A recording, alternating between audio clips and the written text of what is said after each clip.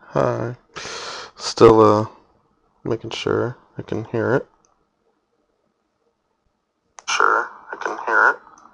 I can hear it. Great.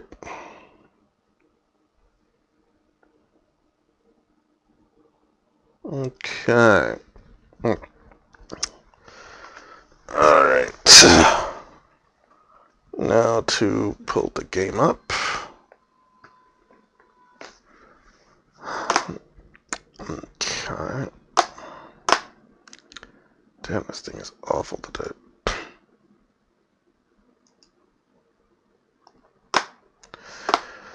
Bear with me, my mouse has been really fighting me today. Not sure why.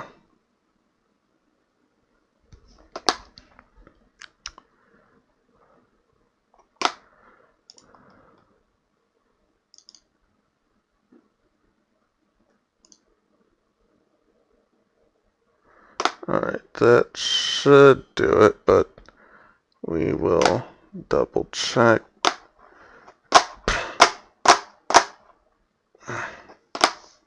My mouse just does not want to cooperate today.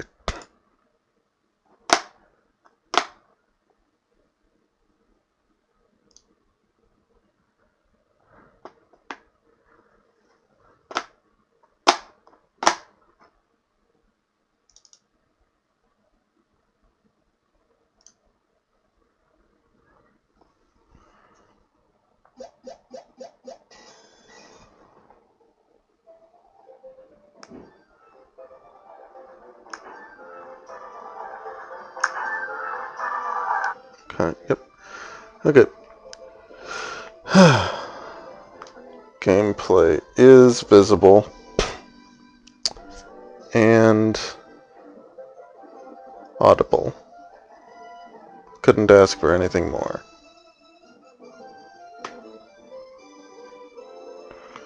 Oh, solo leveling. Pretty good anime. Alright.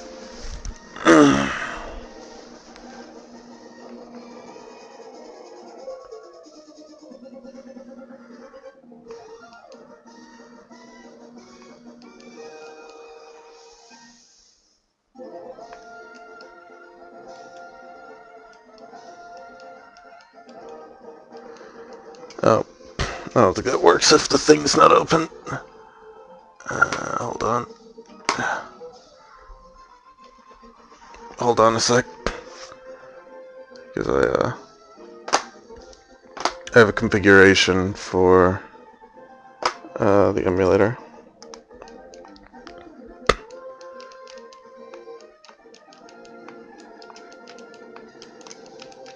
Yeah, and it won't change if it's not, if the controller app is not open. So bear with me. Oops, that's Steam, not the thing, which is right next to it, but give me just a sec. There we go.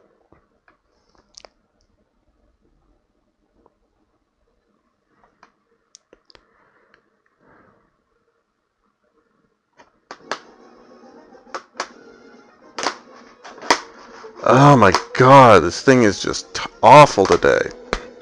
I have no idea what's up with it. My mouse just does not want to work.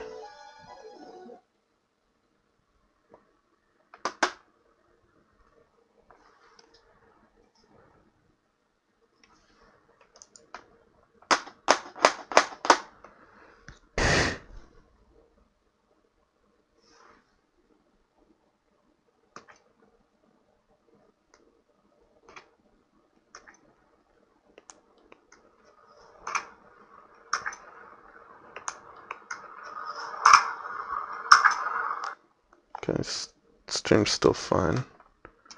Alright. Emulator, okay.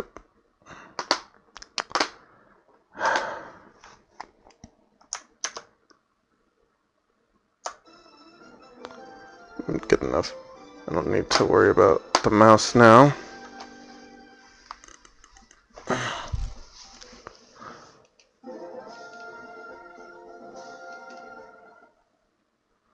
Alrighty. So, last time we struggled quite a bit to get here, but we made it. And actually, we do need this still because now that we have finally made it to Granite Cave, we have quite a few new Pokemon we can get. And I need to pull up documentation to see which ones and how many. I know it's at least 4. Though which ones in total escapes me. Which is why I'm going to pull up the documentation, or at least I would if this thing would fucking work.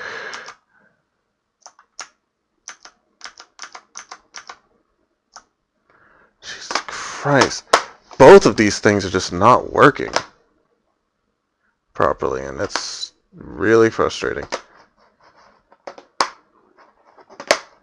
I have no idea what's up with them.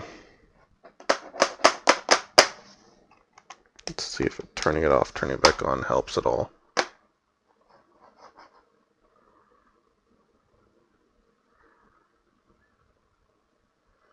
Oh, great. Now the mouse is invisible.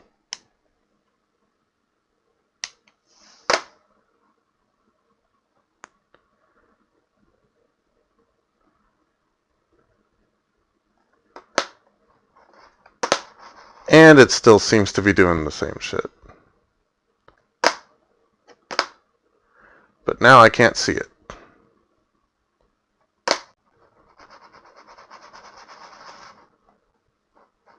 Fuck. What the hell is going on, man?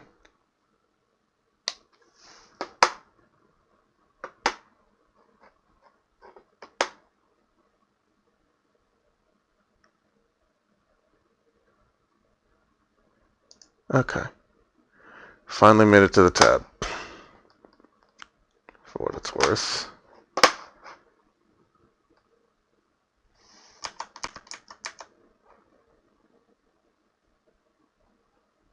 I can't see the fucking mouse. Why can I not see the mouse?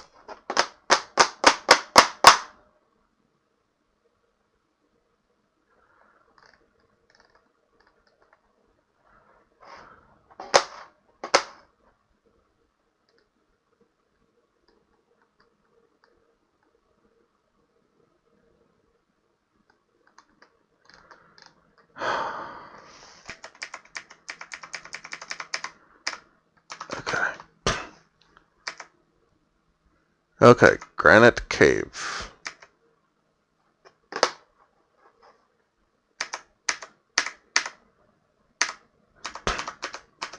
Alright, there's 4 encounter tables. There's Granite Cave first floor, basement first floor, basement second floor, and Steven's room.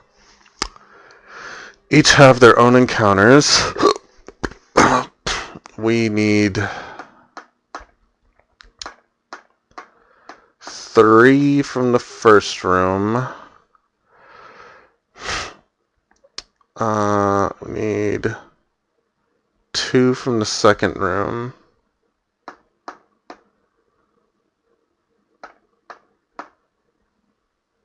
And wait, am I missing one? I could have swore there was another Pokemon here. I see one more in the 4th room.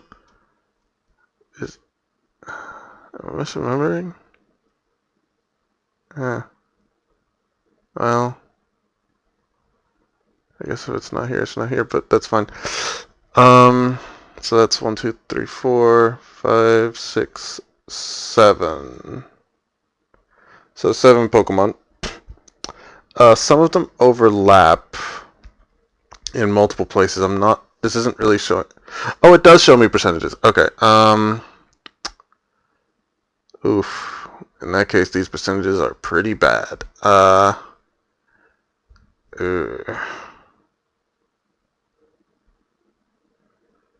So the first three Mons actually are only available. Well, no, two Mons are only available in this first room, and it's a 10 and a 5%. That's not great.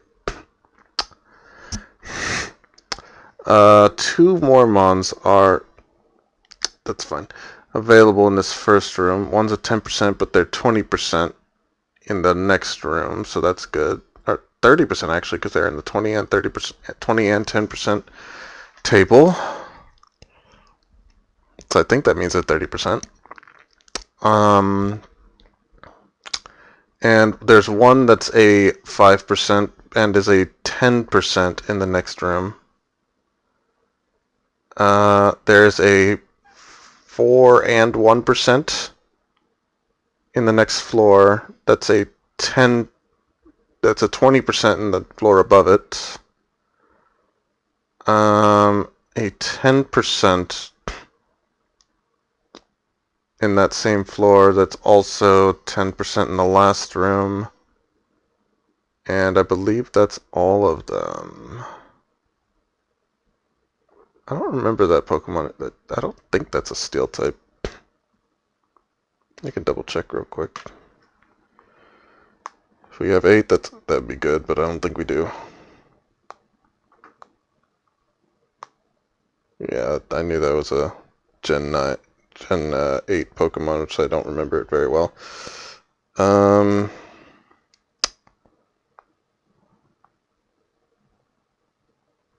Final stage is not Steel type. Okay. Yeah, Dottler's not one we need. Got it. Alright, so now that we know what we're looking for, first floor we have 2 targets. One of which is 10%. Another is 2 5% slots, so I think they're also 10%. I'm not exactly sure. And if we get lucky, we can get the 10%, the 2 10% slots for one, or the 1 5% slot for another. But there are better chances of those two on another floor. So, oh, I didn't even notice we got in the fight. But whatever, this is not a Pokemon we need. There's our first Pokemon.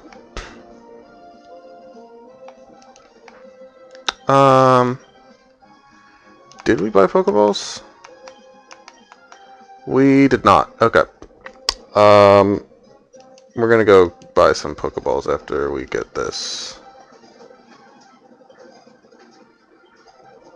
We're off to a great start.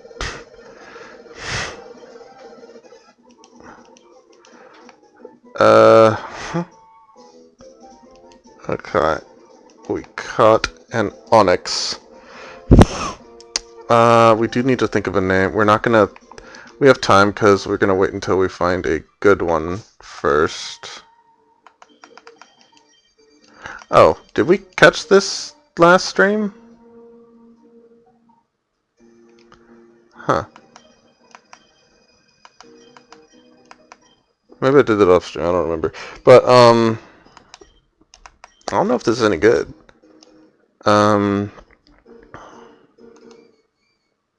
Oh no, that's hot, that's some hot dog water. How is its IV the same as its attack? It's fucking garbage. 0 defense, yikes. The only thing this has really gone for is HP, and that's just not good enough. Yeah, we need more of both of those. But let's go grab some Pokeballs first. Which I don't think we can do here. So... Oh, fuck.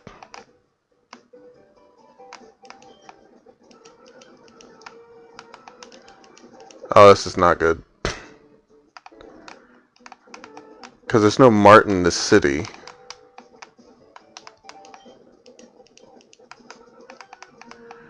I mean, I suppose... I don't think there's any trainers in the cave, so we could just finish the quest. And he'll let us free. Wait, can we buy stuff from you? No.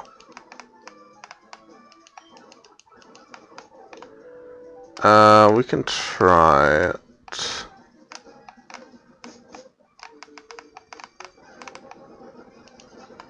As nice as that is, it's not one of the mons we need.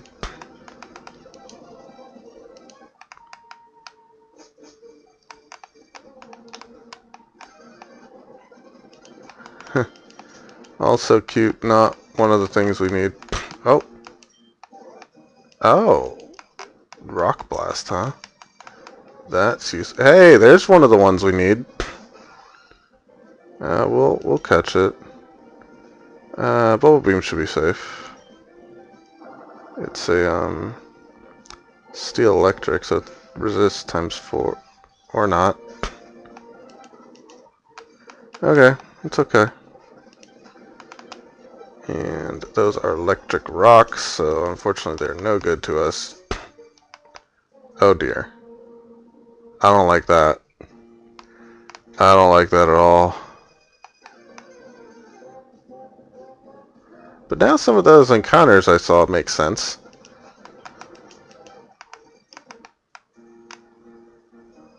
We do not have Rock Smash.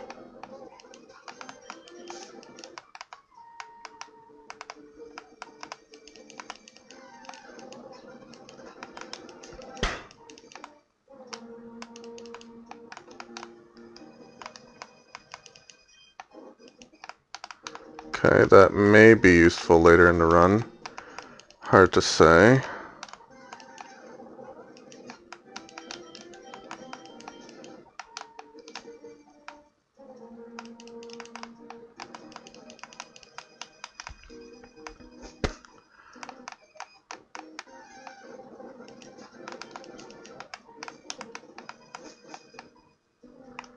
Oh dear.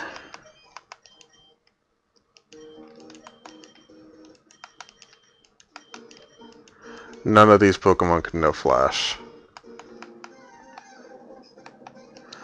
That can. For sure. It's not gonna be used in battle, but if we need someone... Wait, did we not...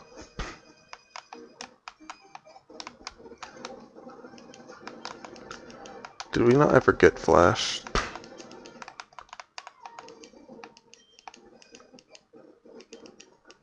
Fuck, we can't use Flash without... Fuck. This is not good.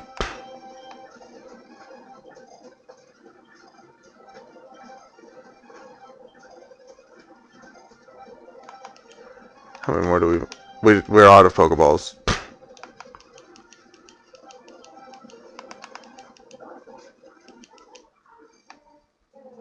Well, that sounds like a great time to reset.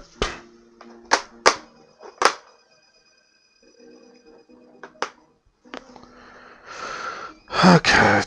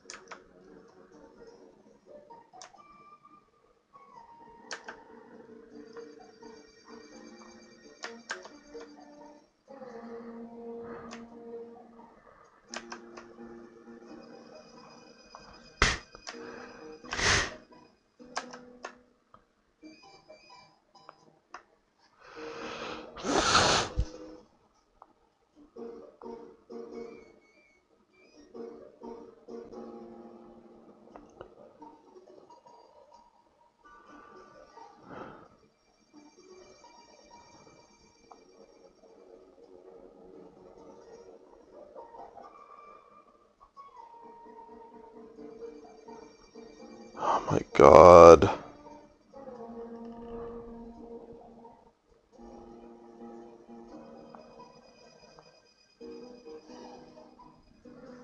How did this happen? It was on screen before.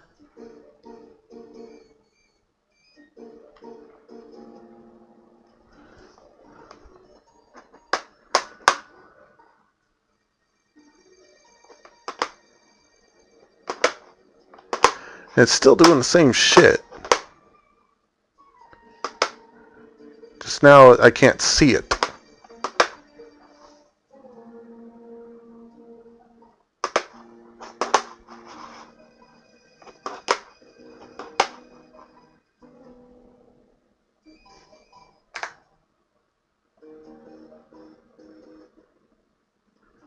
Why is it not going up?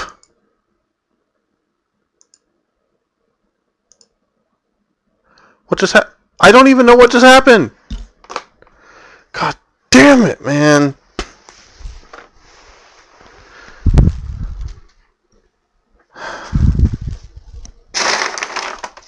First of all, let's push those down so I can actually see something.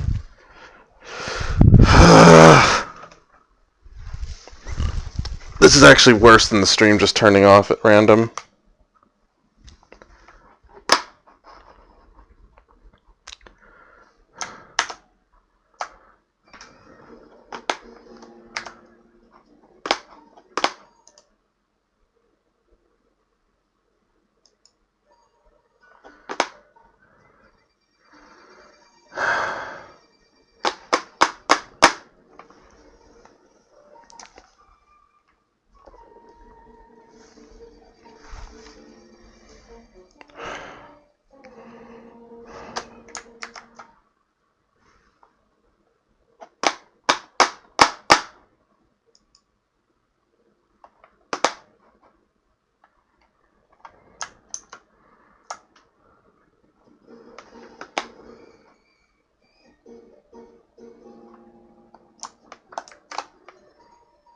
I literally have no idea what I can do here.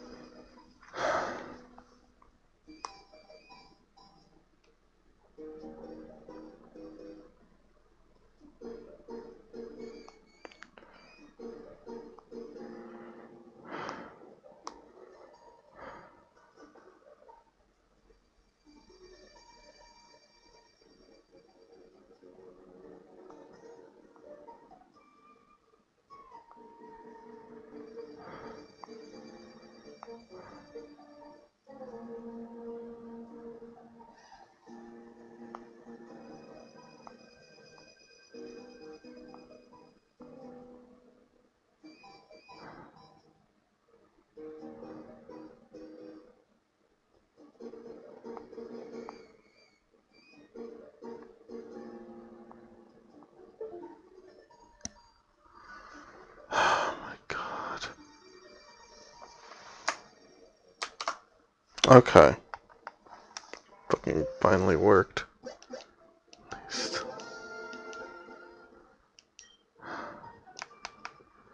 Okay.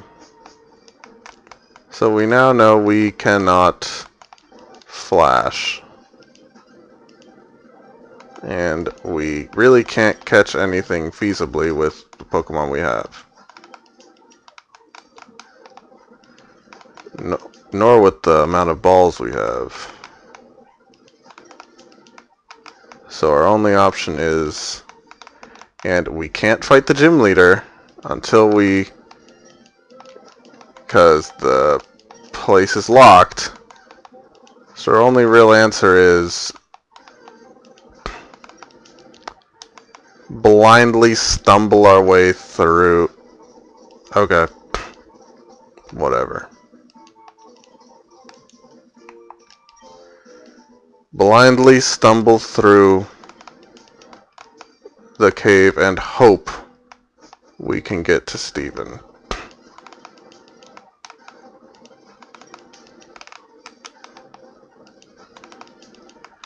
We have legit no other options. Oh.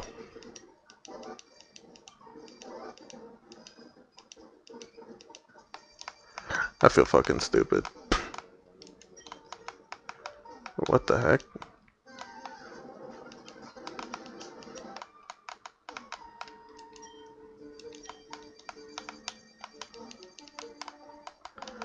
Okay.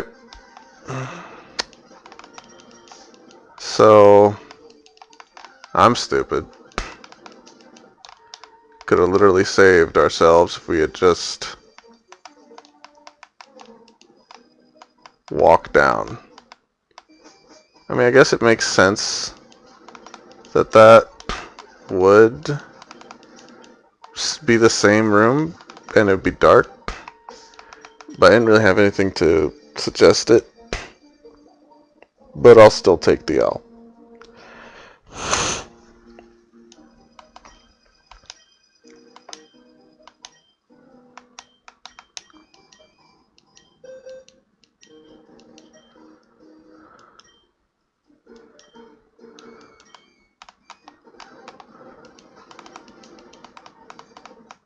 Okay. Well, since we accidentally caught a Sandshrew, which is something we needed, let's have a look at it. Slush Rush doesn't sound very good, honestly.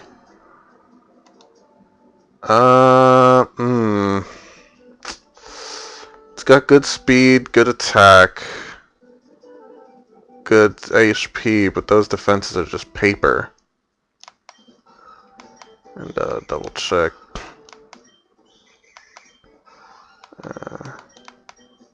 Right. The red one is the positive nature, the pink one is the minus nature. So this one's plus special defense minus defense, garbage. This one's plus speed minus special defense, kind of garbage. I mean, if it's not very special bulky, no. Because it has to either be special or regular defensive. I'm pretty sure it's regular, and both of those are garbage. So, yeah, there's no way we're keeping that. Not keeping either of these.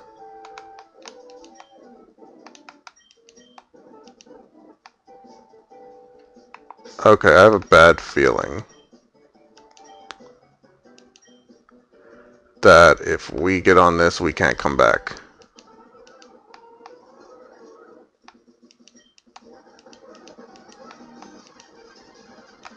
Okay. I got really scared that we could...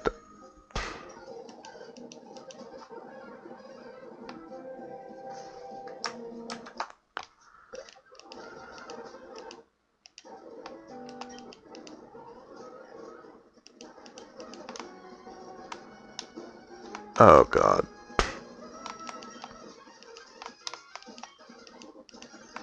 Okay, that's useful.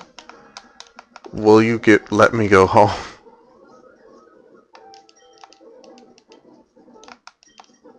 Fuck. Okay, this is really bad, actually. We have no way to get more Pokeballs.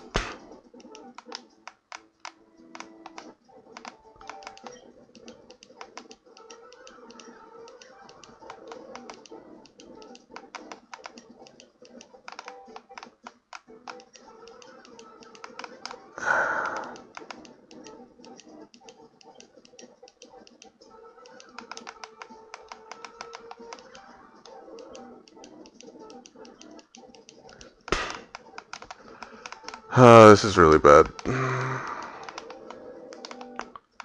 There's nothing I can really do. I had not expected to lock me into Dewford once we got here. But there's nothing for it. So let's dump these bad mons, and how many balls do we have?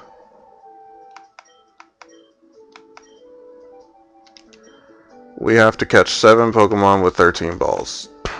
And we can only take good ones, so we basically can't do any extra mons. We have to catch one. If it's bad, reset.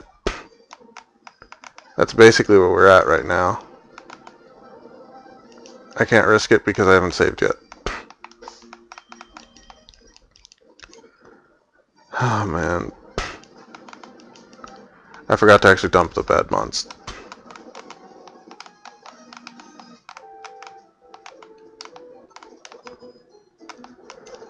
Oh boy. Couldn't just make it easy on me.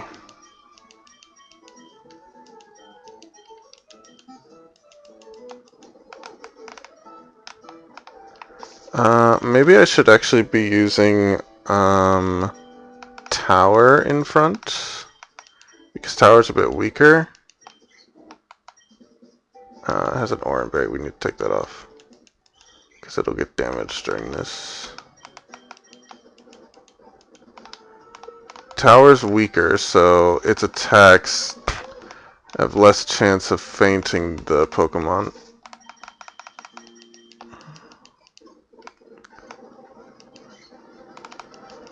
Alright. And now we're back to square one, but it's not really any better or worse off. Alright. Pluck that a couple times. Seems to do enough damage. That should be fine.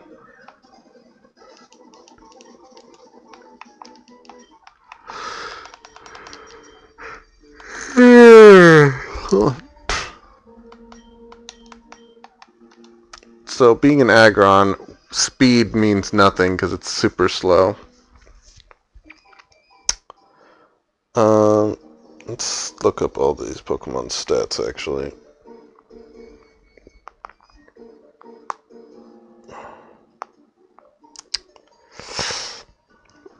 Aggron. Stat spread.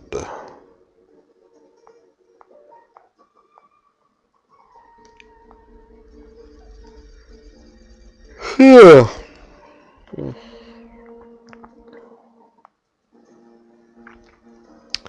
Okay, speed, special attack, and special defense all low. HP's not much higher, so that doesn't matter much. More HP would be positive, though. But it's definitely, we only really care about attack and defense. And this one's got one of those and not the other, so this one is a reset.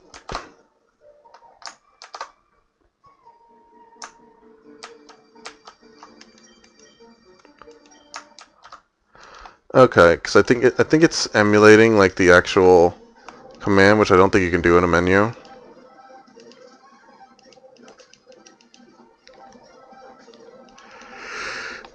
Fuck, was that speed boost? That's speed boost. That's actually really good.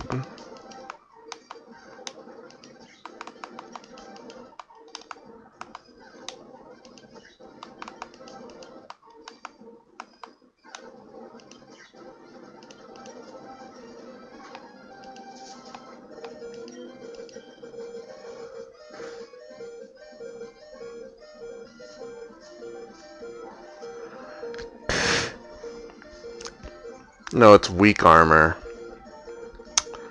Those usually turn into something else when you evolve.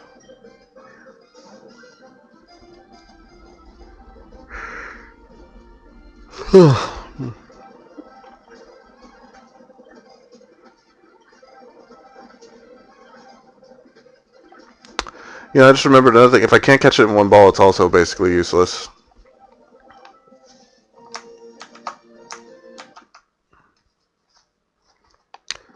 This gets better and better, doesn't it?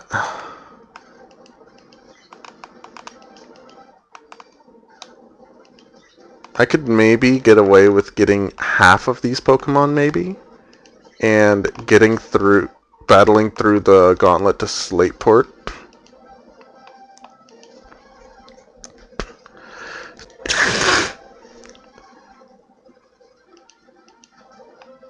Yeah.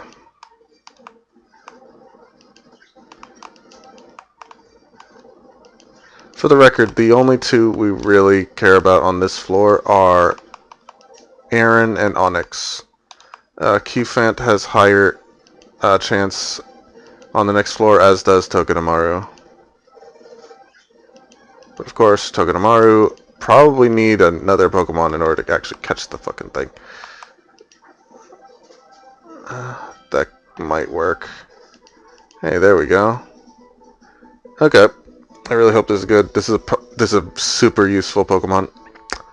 Spiny fur on its back is normally at rest. When this Pokemon becomes agitated, its first stance on end and stabs to its attackers. This is probably gonna be our strongest Pokemon. Not like offensively, but like in terms of defense. I don't think that special attack is it. Nor is that HP, but otherwise it's pretty good. I don't know whether it uses physical or special attacks though. Let's see. Togedemaru.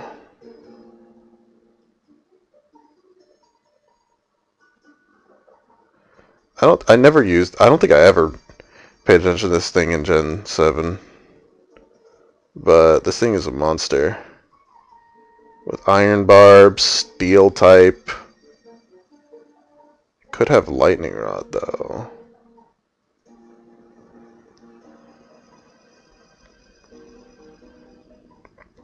No, I think Iron Barbs is probably better. Let it eat attacks and oh wow, that's all that's stats? I would have thought this was better. Okay, so this thing does not care about special attack at all. The only thing that's really making me hesitate is that HP. HP could definitely be better. I think it'd be better if we get more HP on it, but it's got a lot of speed, it's got a lot of defense, it's got middling special defense. It actually should have more special defense. If the defense and special defense are switched, I might take this, but oh wait, I didn't take into account the nature. The nature's awful. Nature's minus defense, we can't use this.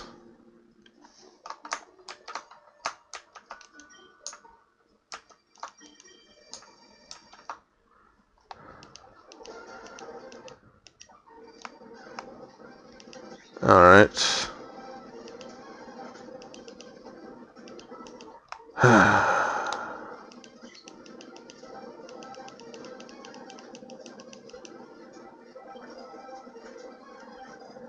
We can afford 2 Pokeballs at most.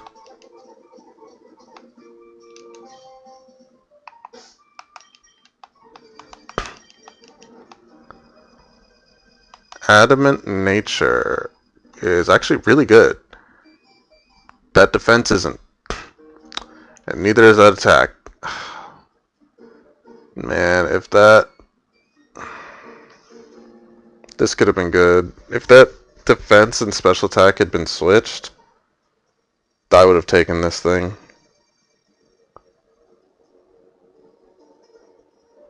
But yeah, that's no good either. Pull up a page for every one of these Pokemon. I don't even remember what Qfant's evolution is called.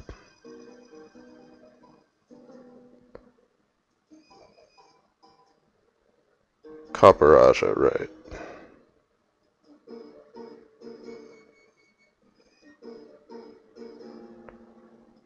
Get to look at all the stats of these Pokemon.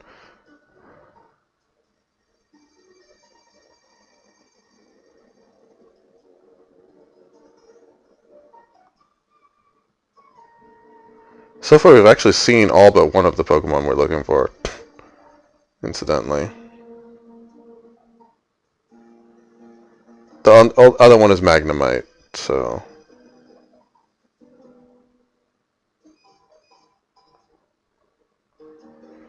And that'll be all the Pokemon we're going to get here.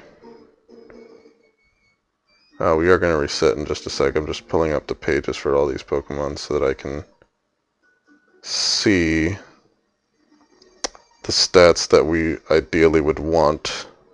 So I want to emphasize their strength and don't really care about their weaknesses too much. Some of them we do, but it depends on the Pokemon in question.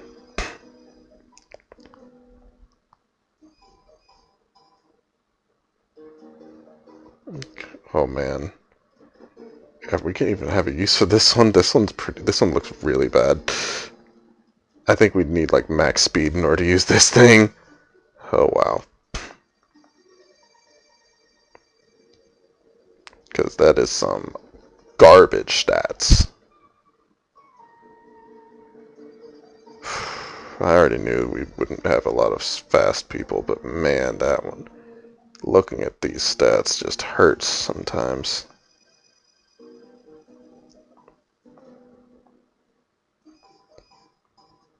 Really? I thought... Oh my goodness. Does Steelix trade in Onyx's speed for defense? I did not know that. Oh boy. Is that gonna change what I think of it? No, we need defense, and this is some dog water defense. In that case, I actually would have taken this if it was switched defense and speed. I'm actually surprised that I thought Steelix was fast, because I know Onyx is fast. Oh well. Reset. Why aren't you doing it? Oh, I know why. Because you are also faltering on me. God.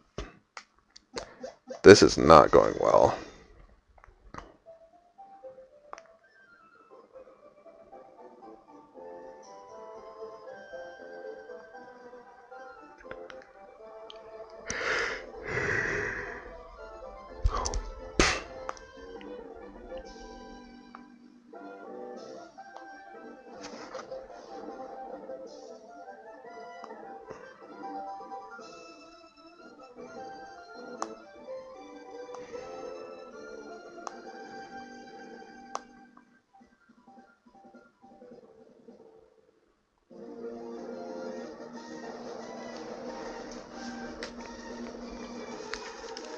Oh, God.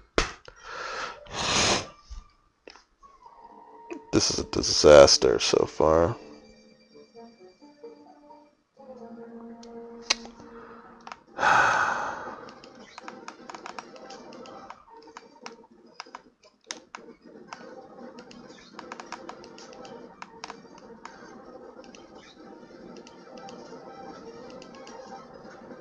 This one's not weak armor.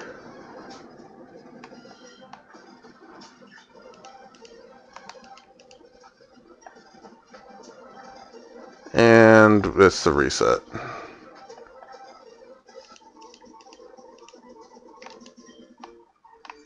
Unless it is the god of Onyx, this is going to be a reset. Plus defense, minus special defense, it's not terrible. Stats are garbage. We're not taking that.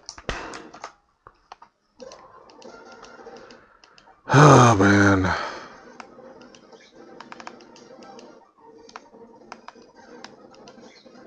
Alright, it's been a while since we've seen an Aaron.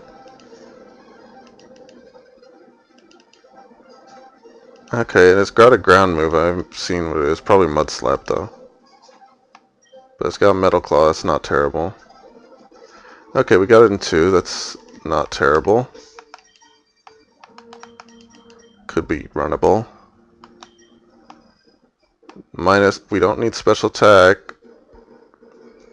Bro, that attack, man, come on. Why do you have speed?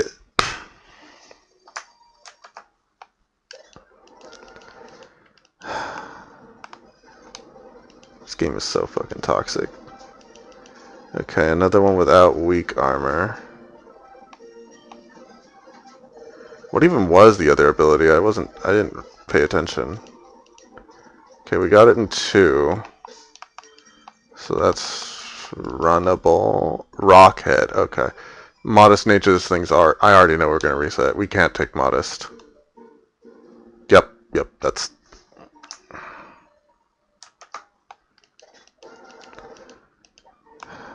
With how hard this game is, we can't have natures that are going to hinder us. Man, I'm seeing a lot of great ground types, though, in here. Ground run would be sick. He says before he's even sure if he can beat the steel run. Okay. Once again, we got in 2 balls. It's pretty good. Neutral nature.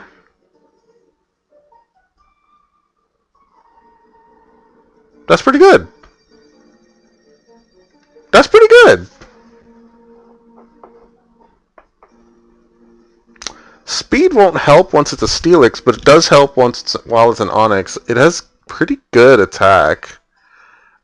Special attack's not really going to do anything for us.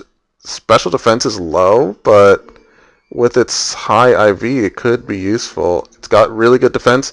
The only thing bad about it is HP, and that it's with the high defenses. I think it's still perfectly runnable. Yeah. I think this thing is going to be a good wall. I mean, it's already got 32 defense, which is higher than our level 17 at level 8. So,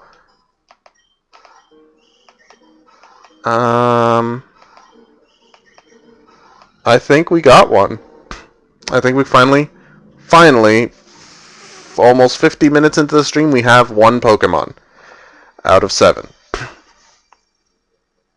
Alright, which means we are going to need to think of a nickname, but we can do that later.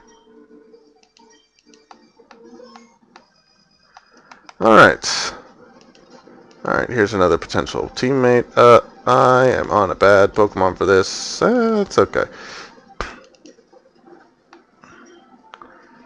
Unfortunately, since we used 2 balls on Onyx, we can't afford to use 2 balls on anyone else.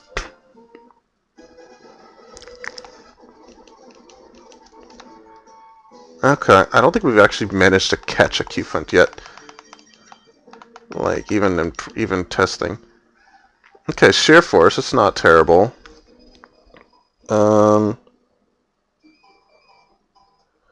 I don't know if abilities have been changed, so I'll just go by what they have by default.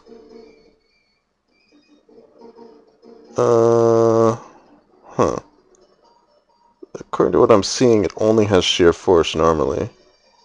I don't know if it would have a second ability given to it.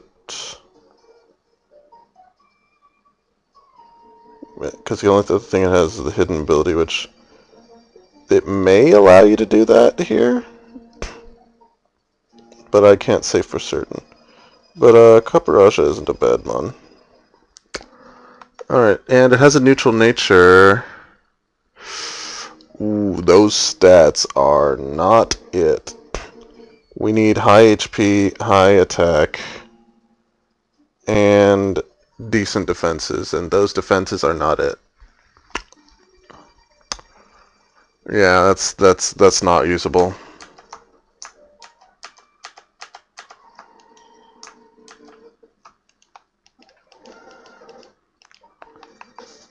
Double check. Yep, we still have Onyx. Good. If we get an Aaron, we're gonna switch to the next floor. Oh, there we go. We definitely can't Bubble Beam this. And I don't think we can Metal Claw. I think that'd be neutral. Okay. We will nickname after we've determined if they're good. I'm pretty sure that's still bad. Well, that's quite a special attack. So it could be good. No. Bro, what the fuck is this?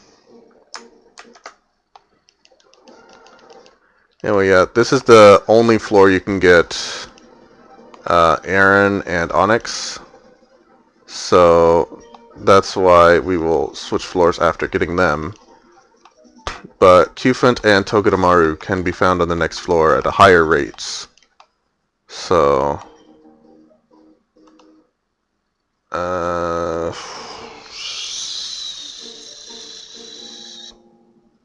this Cupra just page, right? Yeah, it's Gen 9. Gen 8 something.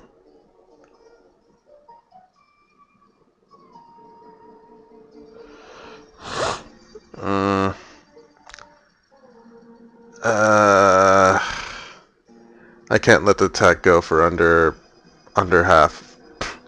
It's got to be at least like 16. Like, yeah, HP is at the minimum that I'll accept for HP and attack. And that's special. And I kind of need both defense stats. They're both even. So, not runnable.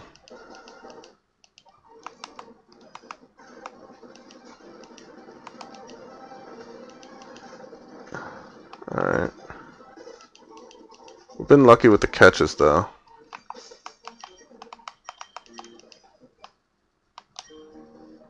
Naive.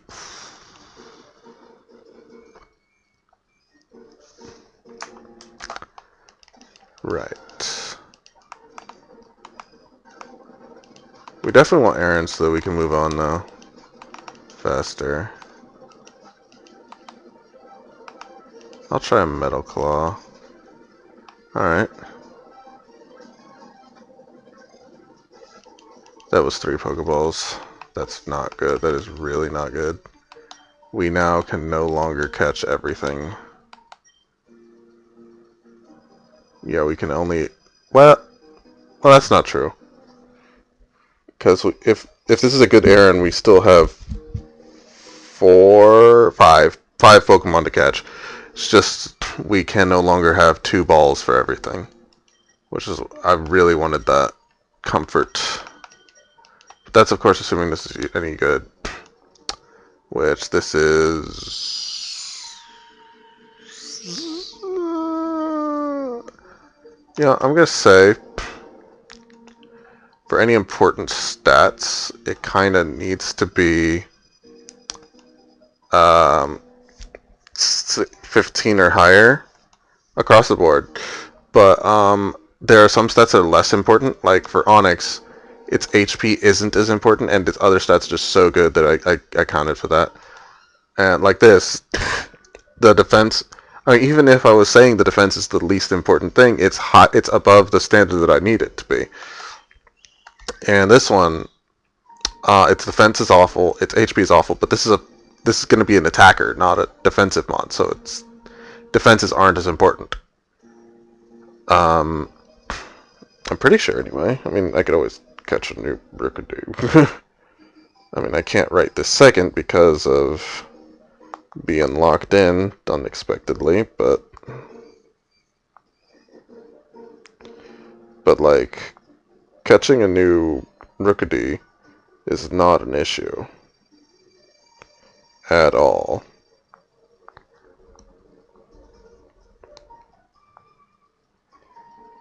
I mean, yeah, it's got decent defense. That kind of counteracts its poor defense stat, but it's got decent special defense, and this one has really good one.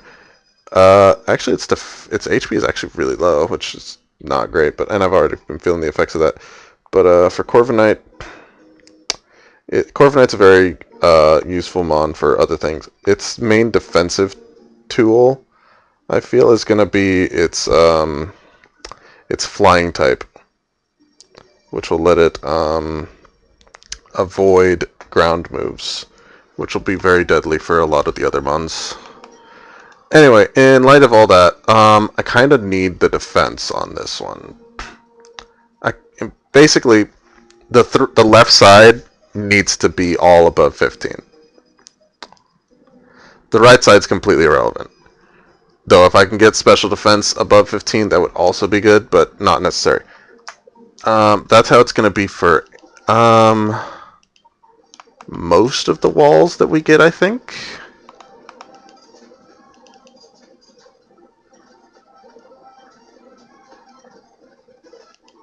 Again, 3 balls.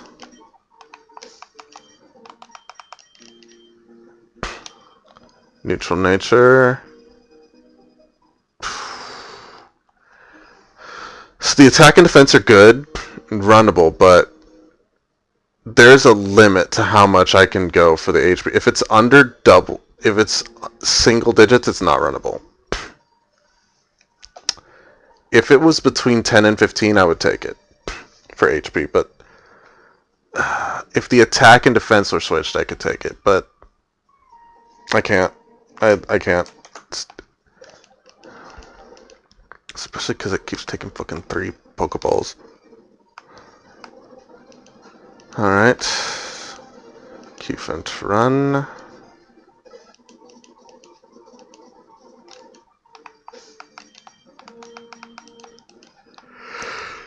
Neutral nature.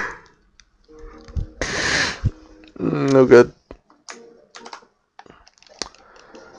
I think except for Togedemaru, I think Aaron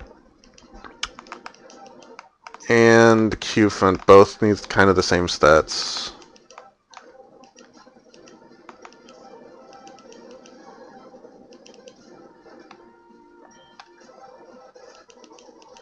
I think Q-Fent has a very high catch rate, because it always seems to get in one.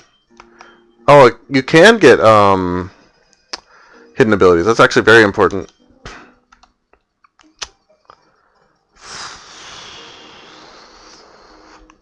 Bad defense, but with a plus defense nature.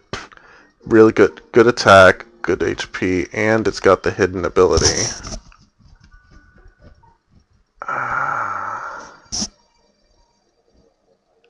I don't know for certain the moveset. Just take a check. It does get access to Heavy Slam. Having this be heavy metal would be very useful in the future. It wouldn't really do anything for me now, though.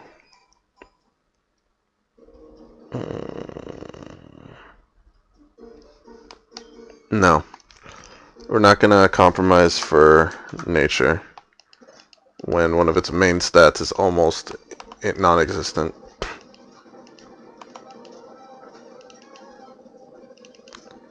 I do prefer Heavy Slam to... I do prefer Heavy Metal to Sheer Force, though, for a variety of reasons. This is a defensive Pokemon, mostly.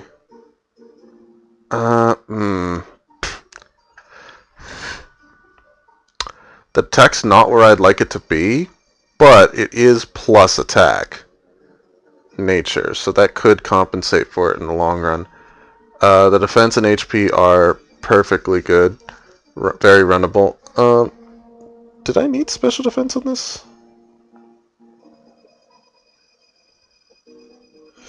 I kind of wanted it, but...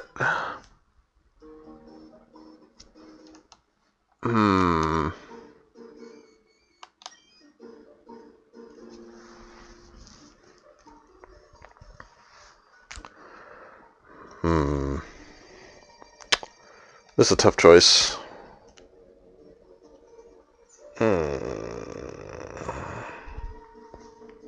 Be really ideal if the speed and special defense are switched. We compromised on one stat for you.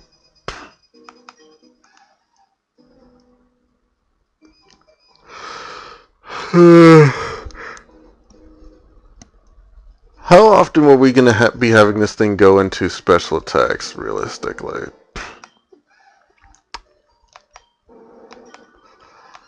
Well, actually, think about this realistically. How many Mons actually have special defense as a valuable stat? Not Steelix. Togedemaru does. Togedemaru wants special defense. Not Aggron. Aggron does not care about special defense. Yeah, Copperage is kind of my special defensive wall, isn't it?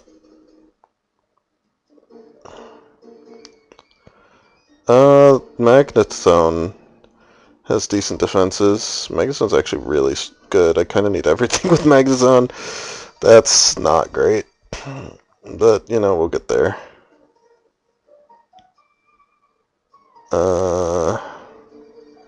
Copperage is like one of the few special ones who can go into special attacks very well. But not the only one.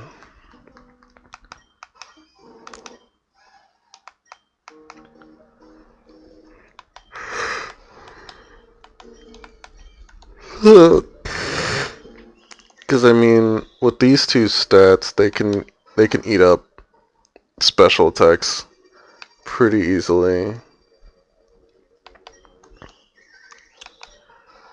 Yeah, especially Empoleon. Okay, yeah, I think we're gonna stick with this one. I think this is a winner. Okay. And since it's only used one ball, we still have 10 for the other 5 Mons. Yeah, we're locking it in.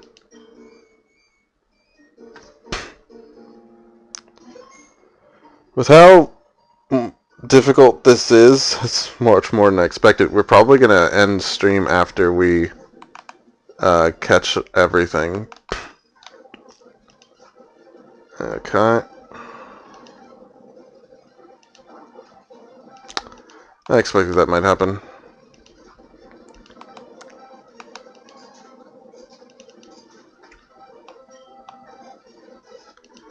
Okay.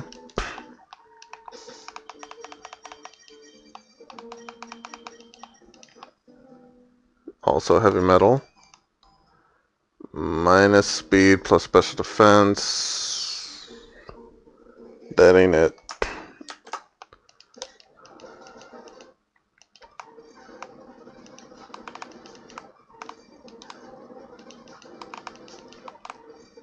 Have we even managed to successfully catch a single Togedemaru? I don't think so. It's a pretty rare encounter on this level anyway.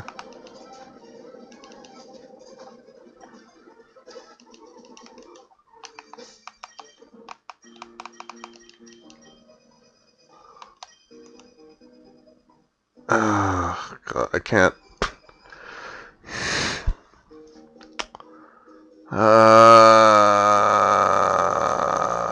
Good IVs, bad nature, that's no good. Bad nature basically kills a stat. So, the IVs can't counteract. Maybe if it was like maxed, I mean, it was almost maxed, but I really can't afford it. Well, I was about to say if it was the HP, but then I was like, wait, HP can't be minus. So.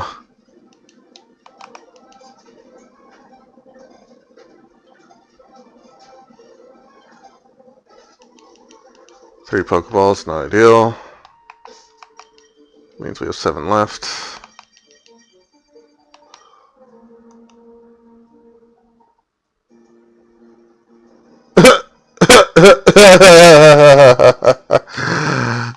No. Okay, Togedemaru try. Definitely gotta pluck it.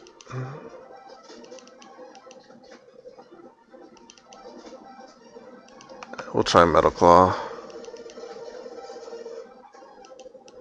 And we are fucked. We cannot catch this thing.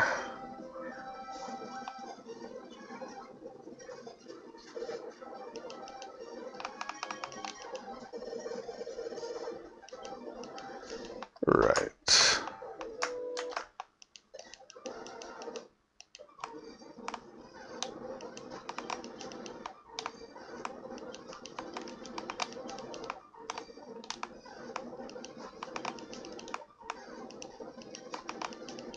Why am I not going to heal?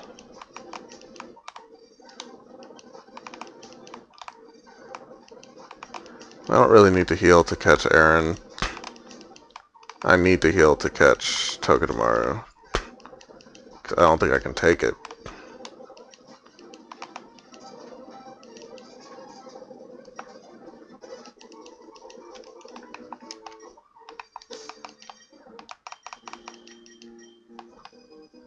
Rockhead, not as... Well... I don't think Rocket is as good. No HP, not runnable. Alright, let's go heal.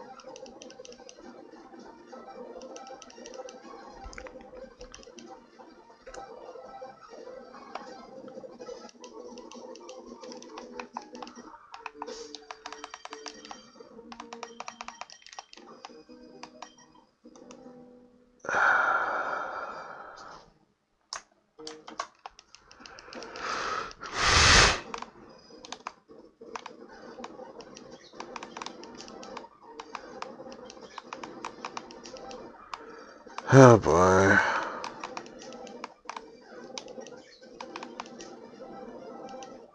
No. For a second I hesitated, like, wait. But then I remembered we actually caught an Onyx already.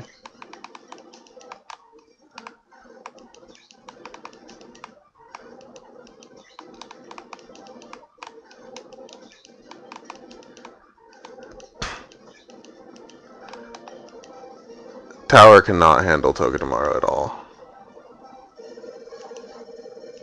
And I just realized that that is in fact making me die faster.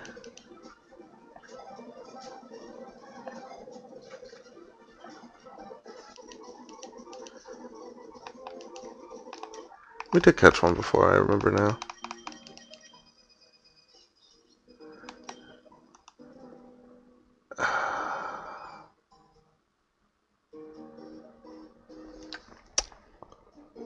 Oh. Oh. Hey, Mephisto, welcome in. We are currently trying to build up our team a bit more, since we've finally reached some more steel types. Unfortunately, we've only been getting some hot dog water. Togedemaru is unfortunately very hard to get, because we kind of need everything except special attack. So, we need like a neutral nature or a minus special attack nature, and that's basically it. And we kind of need everything on this thing. I guess its attack doesn't matter too much, because it's mostly going to be using like niche moves like Fake Out, Nuzzle, stuff like that. But it needs speed, it needs both defenses, it needs HP, it needs all of that. So unfortunately, this one's a reset. And it cost me 3 balls, which is really bad with our inability to buy any more right now. Yeah, we already caught Onyx. I would actually really love a ground run. There's a bunch of ground types here. It's all really cool. I love Rhyhorn. Fampi's cute. I'd still be able to use Onyx. Okay. I'd really love to get a good Aaron. You know, sometime today. Aaron only needs 3 stats instead of 6. Yeah, that'll do. Alright, 1, 2. Okay, 2's not too bad. Alright, let's see what we got. Heavy metal, that's good. Gentle. Fuck. Minus defense. And the HP's bad. I have not. I don't think they increased the shiny odds in this. So it's still the normal. I mean, they said unless specified, it's Gen 8 mechanics, so I think it's 1 in 4,096. But even if it is that, we still haven't run into any. Obviously, if we get a shiny steel type, we are going to run it. No matter what its stats are, even if the stats make me want to bleed from the eyes. If it comes with all zeros, we will run it. I will cry, and it may not get much use, but we will run it. Yeah, I do like the sprites that they have, even for the Pokemon not supposed to be in this generation. Like Rookidee looks good, Cufant looks good, both of which are Gen 8 Pokemon. So, you know. The sprites look good. There's one Pokemon sprite I've seen, you haven't seen it on stream, but I'm watching someone do a hardcore Nuzlocke of this game, and Zarude looks awful. But I mean, no one cares about Zarude. Who'd actually care enough to make Zarude a good sprite? Zarude's like the most forgotten Pokemon ever. For this one, it's up to Gen 8 in terms of mechanics and Pokemon. Yeah, I mean, I literally couldn't. I know so little about Zarude, I couldn't even tell you what type it is. And I know a surprising amount of Pokemon types that I didn't think I would know, but Zarude is not on there. Oh, come on! Max defense and no attack! Come on, man! Come on! Why? Come on. I didn't even care about the nature. It's about 2 stats I don't care about. Man, this hurts so bad. You should have seen in the first stream when we were resetting for Piplup. It was pretty rough. I think resetting for Rookidee was actually not too bad. Yeah, Rookidee was pretty easy, all things considered. This is going to kill Rookidee easily. Like, we can barely handle Togedemaru at all.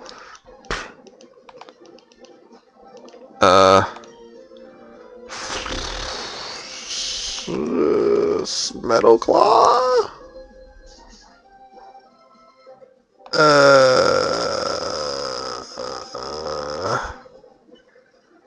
One more? One more. Okay, hopefully that's enough. Yeah, the other problem with Togedemaru is it's kind of impossible for our 2 leveled up Mons to fight. Being Steel Electric is a rough matchup for 2 birds. One of which is part water, one of which is water, one of which is just pure flying. Alright, that's not a terrible nature. Those are some terrible stats, though. This thing is like the this thing's like the ultimate wall. It needs to wall everything. So it needs HP defense and special defense above everything else. Like, I'm willing to take like a bit lower speed so long as those are all like really good. But like attack, honestly, I'd really like to have it. It's not necessary. Speed is ideal for, you know, outspeeding some stuff, because it's not like the fastest Pokemon. It's one of the faster Pokemon we're gonna get, but I mean, as I said, it's gonna be using like Fake Out, which is priority, so it doesn't matter the speed. Nuzzle doesn't really matter if it's faster, if it's gonna be paralyzed and therefore lose most of its speed afterwards.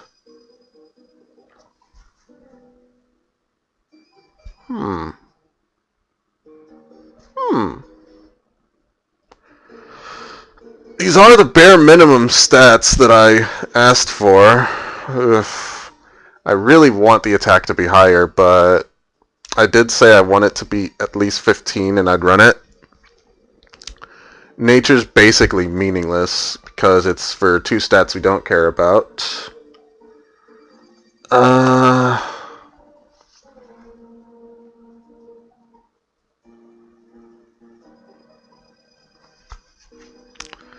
This is tough. This is tough. Do we want to compromise or keep resetting? I didn't find this to be a compromise because it was plus attack nature.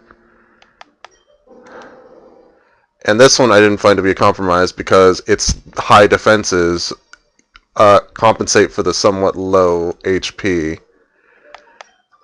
This obviously is no compromise at all. It's basically a monster. And this one, it's offensive mon, not a defensive one, so HP doesn't and defense don't really matter. But this one, it is a core stat, and it's attack. If I don't accept this, that means I'm not actually accepting 15 as my minimum. Which means I... This doesn't feel good. I know we can get better. But do we want to keep resetting for it?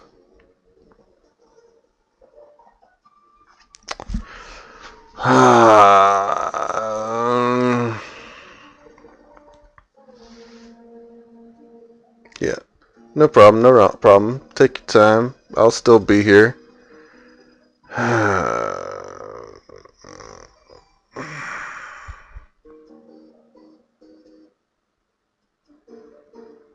You know what? The fact that I'm like hemming and hawing over this kind of says it. If I'm gonna have, I'm gonna introduce a new criteria. I will accept below 17 if it has a positive nature into that stat. Otherwise, we need 17 and above for critical stats. And for Aaron, attack and defense are critical. So, that's a reset. No, no, no. Okay. Alright. Because that would be in line with what we accepted for QFent. Who is not perfect, because we're not asking for perfection. We're asking for runnable. Because with how hard this game is, we can't really accept the real low stats. We can't really do it. Like it's just gonna bite us in the end. Like if our stats are bad enough that we can't progress, that just means we're gonna be back to here resetting anyway.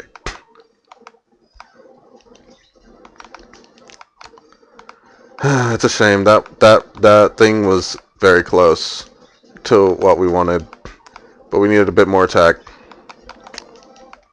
We need just a little bit more, and I know we can get it. I know we can get it.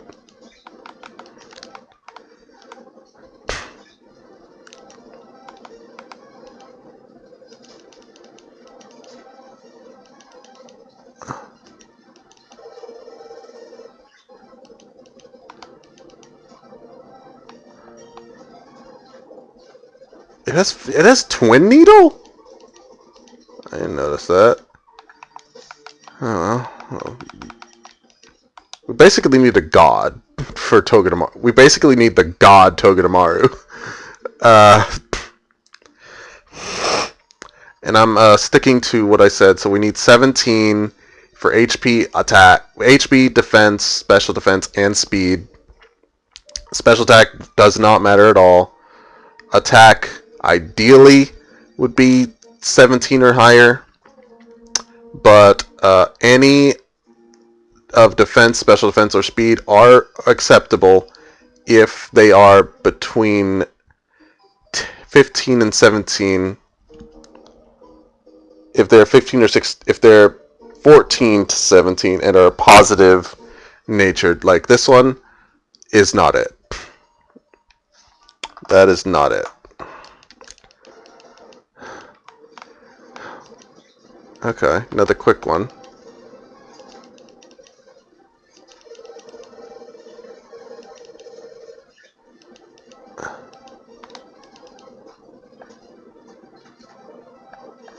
Two. 3.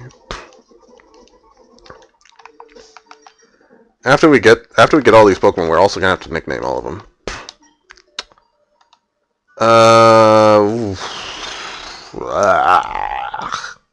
Yeah.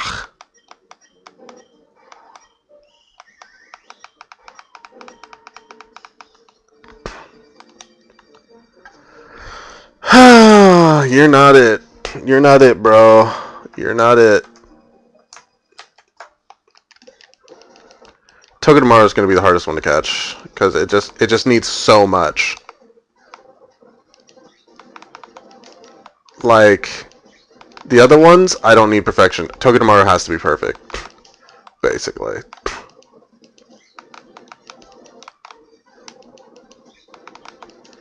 I think I read somewhere that someone said that you actually can't get maxed, multiple max stats outside of specific encounters like a starter or a legendary, which I don't know if that's true, but I have seen at least one max stat for a Pokemon during this stream. So we do know that max stats are not closed off to us, but multiple may be off the table.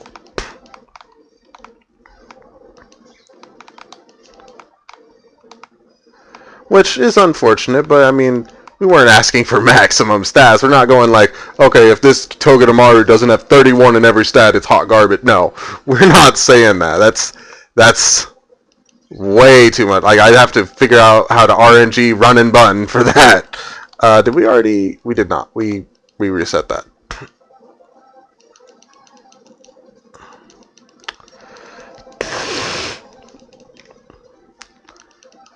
Thank goodness for wild Pokemon AI. Alright, one ball, good. Good sign, good sign. Rockhead. No. Also, how many Pokeballs do we have again?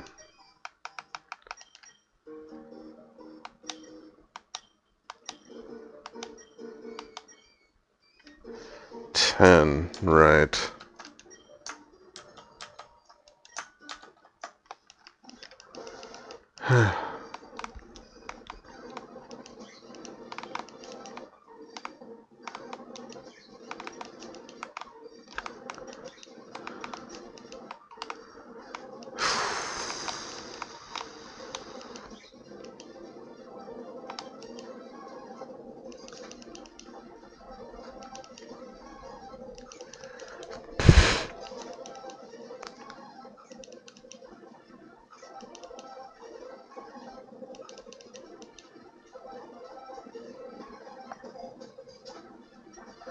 Two. Okay.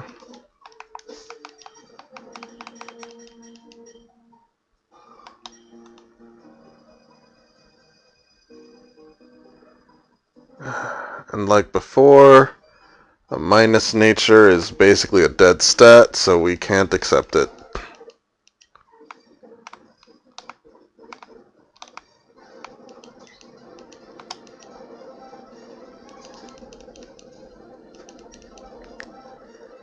The only way we will take a minus nature in a stat is if that stat is maxed out.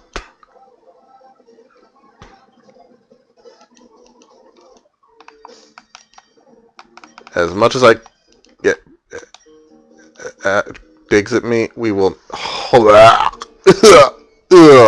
get that off my screen. As much as it hurts me, I will accept a Pokemon no matter how many Pokeballs it takes. Even if it uses up all my remaining Pokeballs and we can't catch anything else, if it is a runable Mon, we will run with it. I will cry if that happens. But I will not turn it away because it resisted joining the team. Obviously, we're not going to run if we use all our Pokeballs and don't get them. We're not going to accept that. I'm going to throw away my Pokeballs for nothing. Man, I just really cannot believe. Yep. We decided to reset that, Aaron. It wasn't good enough. We've decided to accept Pokemon if they are stats we need are at 17 or above, 14 and above if that's a positive natured stat. That's the new rule I've decided. We're still going with if it's a minus nature, then it's completely unusable. But I have also decided if that nature is minus nature but is maxed out, I will accept it.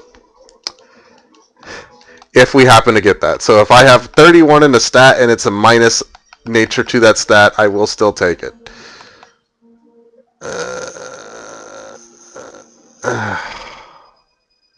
No. Why do we have this? This is wrong on several levels. Not even including the bad HP and attack. We don't care about special attack. Special attack is maxed, and it's minus special attack. Why are you doing this to me? I need to stop focusing on the bad ones. I just need to check it, determine if it's good or not, and go. Because this is just gonna take forever if I just keep molding over them. It's so hard though. Some of them, they're so moldable.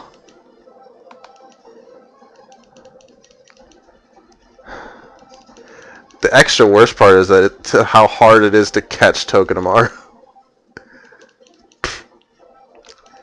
Like, they have the lowest encounter rate of any Pokemon in this that we're gonna catch. They have the most stat requirements.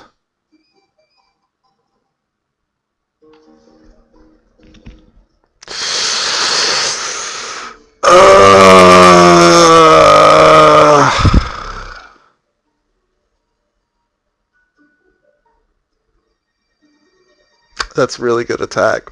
That's really good HP. That is less than the defense that we want. It's a neutral nature with Rock Head. Don't care at all about the right side. Defense is its highest stat.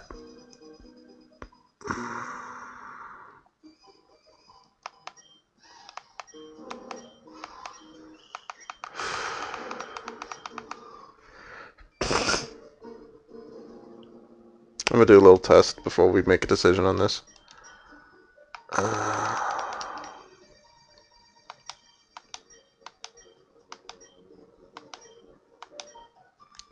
And it did only take one Pokeball.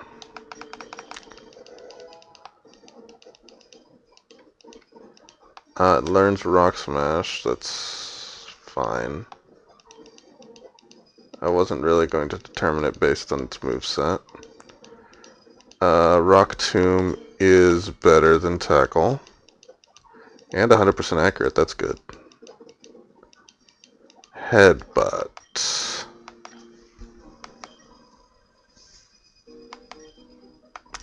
Do we want Headbutt?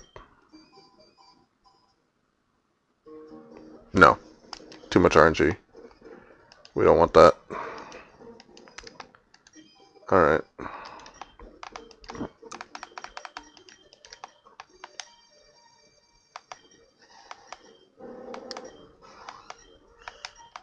$41.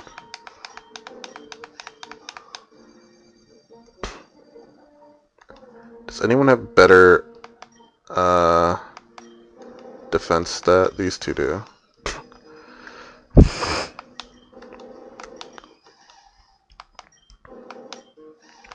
This is the only one really comparable.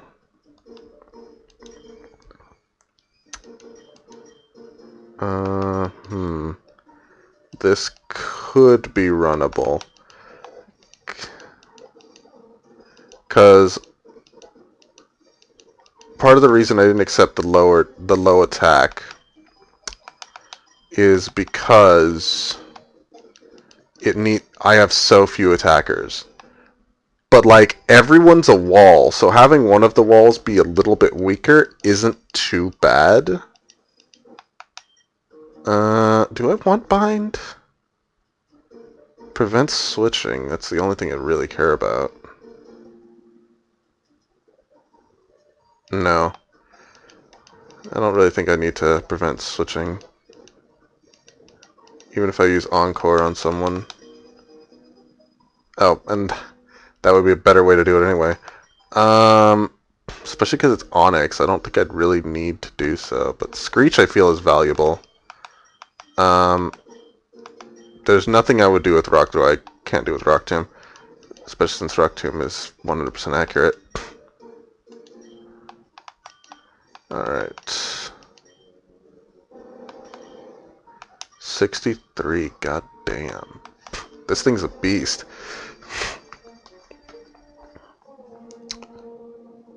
Shit. Amber alert. Net does naturally has 180. Naturally has 200. You know what? I'm gonna say this Aaron is runnable. We got another one. I'm unsure if Rockhead is better than Heavy Metal, I'll be honest. I don't really care right now. Alright. And as we have managed to catch the 2 Pokemon that are only available in this room, we can now move on to the next room, which has a higher chance for Togedemaru. So hopefully that'll go a little faster. And I believe we only used 1 Pokeball. Yes, we only used 1 Pokeball catching Aaron. So we still have a good 9 left. We're finally moving on to the next room. I think this is the best spot. A few more Pokemon are here, but none of them which we care about except Togedemaru. So right now we're just looking for Toga. So since we're gonna run into a bunch of trash mons, I tried a new place today for lunch. I went to a place my friend Carol recommended actually. Sujita Ramen. Sujita. It's pretty good, actually. I had their Sukumen. Oh, I forgot. There is another Pokemon we want here. We want Nosepass. Yeah, this evolves into Steel type. I guess we just do the same thing with Aaron. I honestly completely forgot about Nosepass. Anyway, yeah, it was kind of far. It was in LA, just like 40 minutes away. But it was really good. Very delicious. I honestly completely forgot about Nosepass. But it only shows up on this floor and the next floor, so, you know. Hopefully this is good. I think I forgot to even put it in my list. Yes I did. So, Probopass. Let's check these stats to see what we need. I mean, we can do Cerebi for one of them. Might be faster, actually. It's a shorter page. Alright. So, this is actually a special attacker, so we don't care about attack. It does want both defense stats, though. Does not care about speed, does not care about attack. HP is secondary stat, so not a huge priority, but we'd like it. It does have Magnet Pull, that could be useful. I'm gonna say we're not using that. That defense is awful. This is another double wall, so we need this one to have good stats. This is kind of like the reverse Togedemaru, actually, because Togedemaru needs attack but not special attack. And this one needs special attack, not attack. So we're trying to get the 2 double walls here. Alright, but hey, we still got Aaron. Yeah, yeah, it was. That defense was real bad. And, it's going to be a while before we can even evolve Nosepass, I think. We might be able to save it for later. Then again, a pure rock has its uses, even before it becomes a steel type. No, we definitely want this thing. Thank goodness for wild Pokemon random AI using magnitude on a flying type. Okay, and it's being caught pretty easily at least. It's not resisting. That's no. See, the stats are good, but the nature's not. Well, I mean, the stats aren't actually good. It has no. The stats are bad. I forgot this is special attacker. We can't use this. I mean, I was gonna reset anyway, but I was like, no, it has good attack. But like, wait, no, it doesn't want attack. We want a special attack for this one. Possibly one of our very few special attackers. I'll be honest. Up there with Empoleon. So, while we're waiting for these super rare encounters, there's one of them right now, let's discuss more of Run and Bun. So, since you were not here before, Run and Bun has a few mechanics that are changed.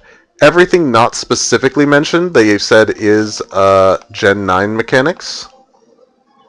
Or Gen 8 mechanics.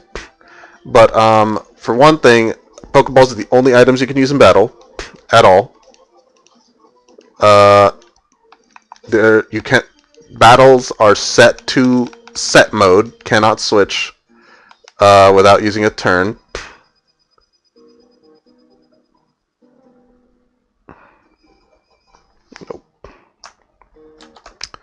Nope. A few of the nah, it wasn't nice. Minus defense, no good. Ironically, plus special defense, and it had a plus defense nature, which is actually really great. But I can't do that at the cost of my defense. This thing needs to wall everything.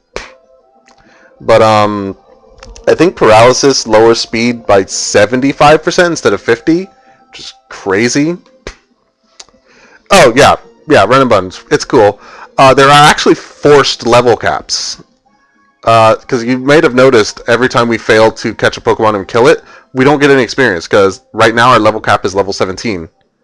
Until we beat the grunts in the museum. Our actual first level cap was level 12. Before we even got to, which was a Team Aqua Grunt on Route 104. And at that point we only had Rookidee and Piplup, which is also what we started the stream with, because there's no other steel types until you hit this cave. And we had to struggle our way through a bunch of fights. We actually have 3 Rookidees, which for some fights we had to pull out all 3 of them, which I don't like to do generally, but for this we had to pull out all the stops. Like, there was one trainer who was a Attract, Thunder Wave, and Flinch user. Every one of her Pokemon had a third gimmick, but every one of them had Thunder Wave and Attract, and Attract works on everything in this.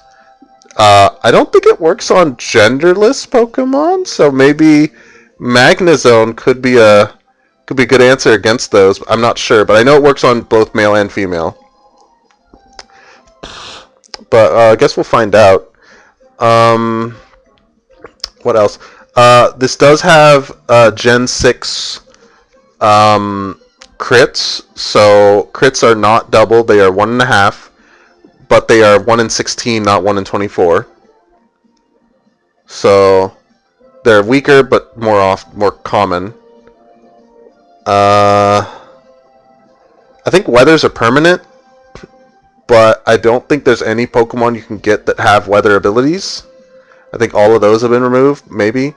Some, like, stat boosting moves are, like, lowered. Like, look at this. Like, Sand Attack, only 5 power. Leer, only 10. Like, stat moves are nerfed with their power points in this way. Some moves have been buffed. Like, it was really quick, but if you looked at Tackle, it's 100% accurate. And like Metal Claw, 100% accurate, where it's normally 95. Rock Tomb normally is like 80% accurate, and it's 100 now, which is really good. A lot of the accuracy moves are done. Yeah, so that's very helpful, because the thing that was really holding back Rock Tomb and Rock Throw was that they were not 100% accurate, and there was no real reason for it, I think, because they're Gen 1 moves. Well, Rock Throw is a Gen 1 move, but those are much more powerful now. Guaranteed hit Rock Tomb is great. Anyway, back to trying to catch this thing. Obviously, of course, there are Gen 8 Pokemon everywhere. Up to Gen 8, I should say. Because there are Gens 1 through 8 throughout this. Every encounter table has like 10 Pokemon. Including fishing. Super Rod is the only rod you get. Good Rod and Old Rod are gone. There's even one guy... There's even a fisher who's like malding about it, like earlier on. It's like, no, my good rod and old rod.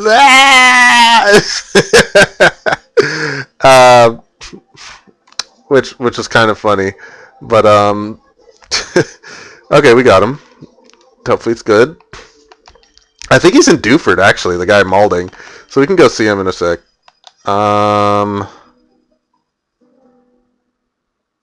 No. Imagine if it was plus a nature that's not... It was a plus nature for a stat that wasn't good enough, and a minus nature that for a stat that was maxed. Could imagine how crazy that would be, where it would actually be using two of my own rules like at the same time. But no, its other stats were also garbage, so it wasn't it. But I mean, I understand the idea behind the old good rods. It's meant to give a progression thing. Oh, I didn't even know that could be on this floor. Okay. We'll grab it. It's more common on the next floor, I'm pretty sure. And things like it's kind of tough to catch. Okay. Or maybe not. Oh, and a nose rapid spin. That could be very useful. We're definitely going to keep rapid spin on this thing. Because there's going to be quite a few fights we're going to have to deal with hazards. I don't know it yet, but I'm pretty sure we're not going to run with this one because I don't think those stats are good enough. But let's just double check. We want HP, attack, and defense. I don't think we have that. Speed would be nice on this one. Its speed isn't terrible, but it's not really that impressive. But we're more likely to catch Sand Slash on the next floor. Or Sand Shrew, as it were. What was I saying? Oh, I should also mention the first, another big difference. I mentioned the first level cap is the Aqua Grunt on 104, who used to be the Grunt in the forest. He blocks the way into the forest, and after you beat him, the Devon employee is now blocking the forest. You can't even I couldn't even touch the forest yet. He's like, go get me the parts. Go get me the parts. And then you don't even do the side quest with the captain. He just doesn't show up into his house until after you beat the okay, another one. Until after you beat that grunt, and then he takes you to Dewford. And he actually doesn't take you to Slateport until you see Steven. He also won't take you back to Petalburg, I guess, until you get the Devon parts. Because part of the reason why we're resetting every time we fail to catch something is because we can't buy Pokeballs right now.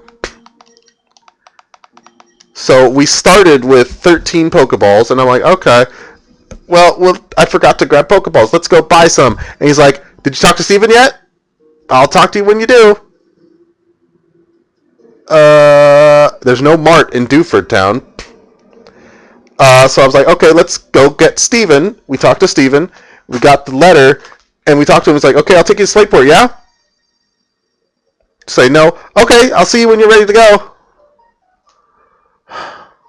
And thankfully, he will let us go from Dewford to Slateport, but he will not let us go back to Petalburg. So we have no ability to add more Pokeballs.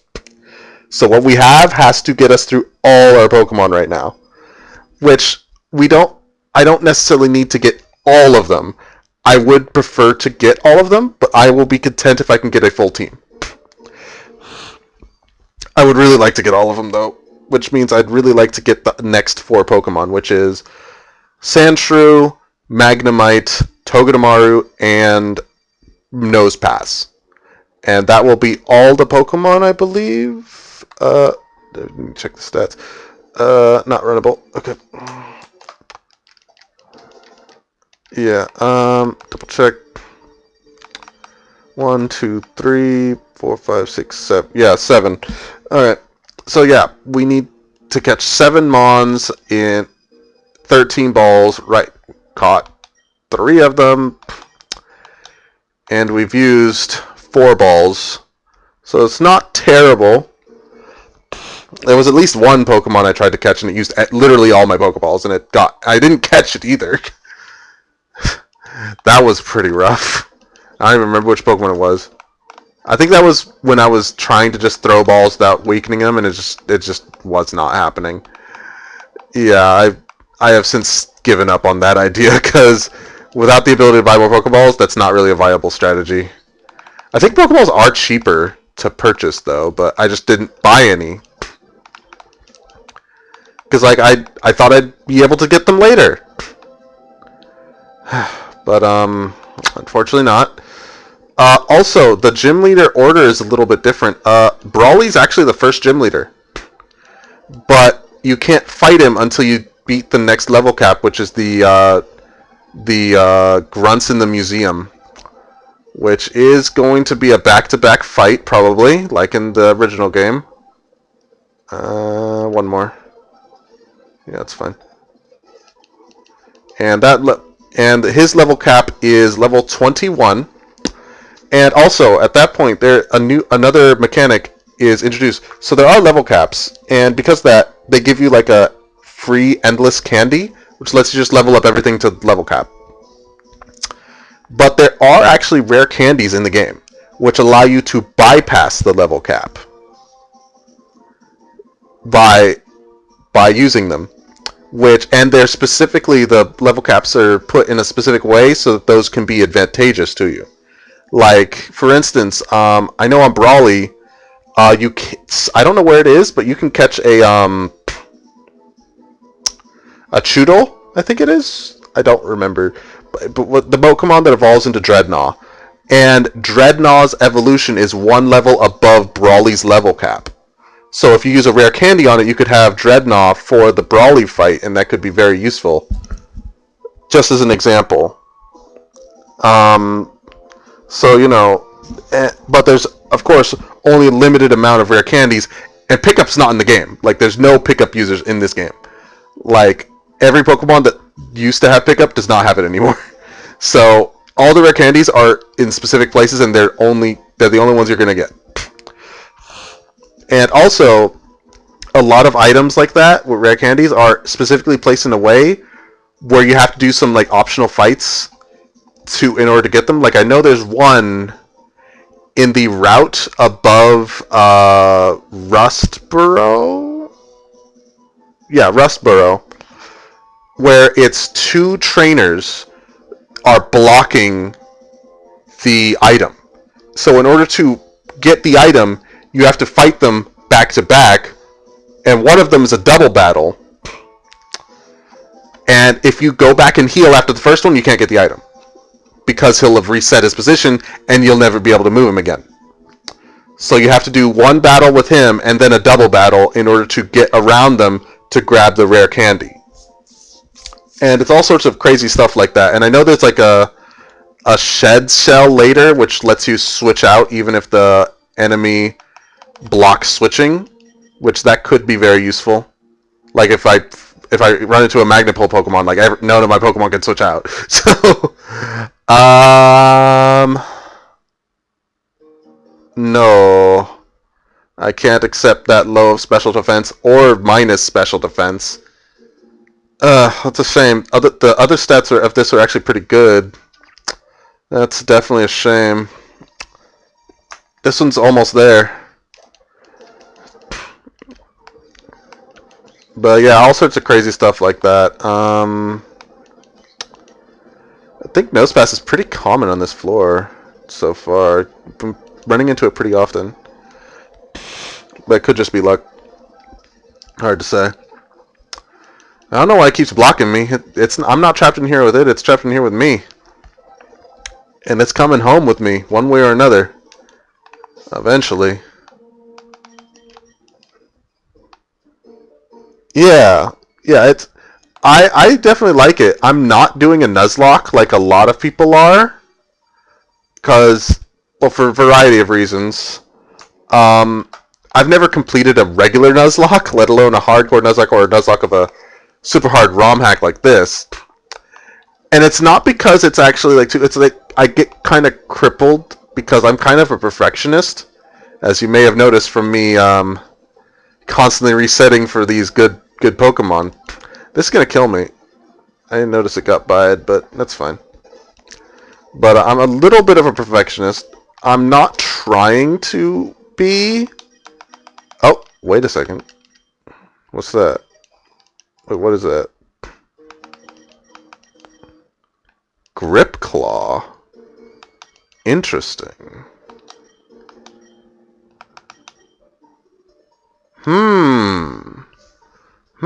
That could be actually very useful. Because I have seen a strategy where someone used Sand Tomb to block a switch out recently. Because the AI is, I believe, all champion level for all trainers. So, like, they're very smart. Like, there's a documentation with all the, but, like, I know, like, for instance, for trainers, a lot of the times, their AI isn't really perfect and optimal. But, like, this one, like, they pre-roll their attacks to see if they will kill you or not. And they can tell if you will kill them, even if you haven't used any moves yet. Like, for instance, let's say I have my Piplup out, and they have their Geodude. Which, Geodude is probably a bad example, it probably has Sturdy. Their Sandshrew. They'll be able to tell that my Piplup has Bubble Beam, and it will one-shot it. So, in that case, if Sandshrew has a priority move like Quick Attack, it will always use Quick Attack so that it can do some damage to me before it can die. In addition, there's other things like AI always prioritizes moves. If it does not see a kill or sees that it will be killed, it will always prioritize moves that will lower speed to get speed control. So, like, for instance, let's say I was using my Aaron against their Aaron, and my Aaron's faster. They'll prioritize using Rock Tomb to make my Aaron slower, then it'll use its other normal moves. Kills have priority over that, and deaths have priority over that. Yes, the Switch... this is all part of regular game, just you don't really see it much because it's only really on Champions, or maybe Elite Four at most. Maybe the Rival? But one thing that you don't see very often is Switch AI, which there's very few trainers who actually switch. There's a few exceptions, like if they have no attacks that can hit your Pokemon, and they have one in the back, they have a chance to switch. I think my controller's dying. That's fine. I can just plug it in. Let me do that real quick. No, I'll keep talking. Yeah, the AI is very... It's kind of surprising that the regular AI is actually good enough to do stuff like that. Oh, didn't mean to do that. Yeah, this is one. Just unplug that. Whoops, wrong side.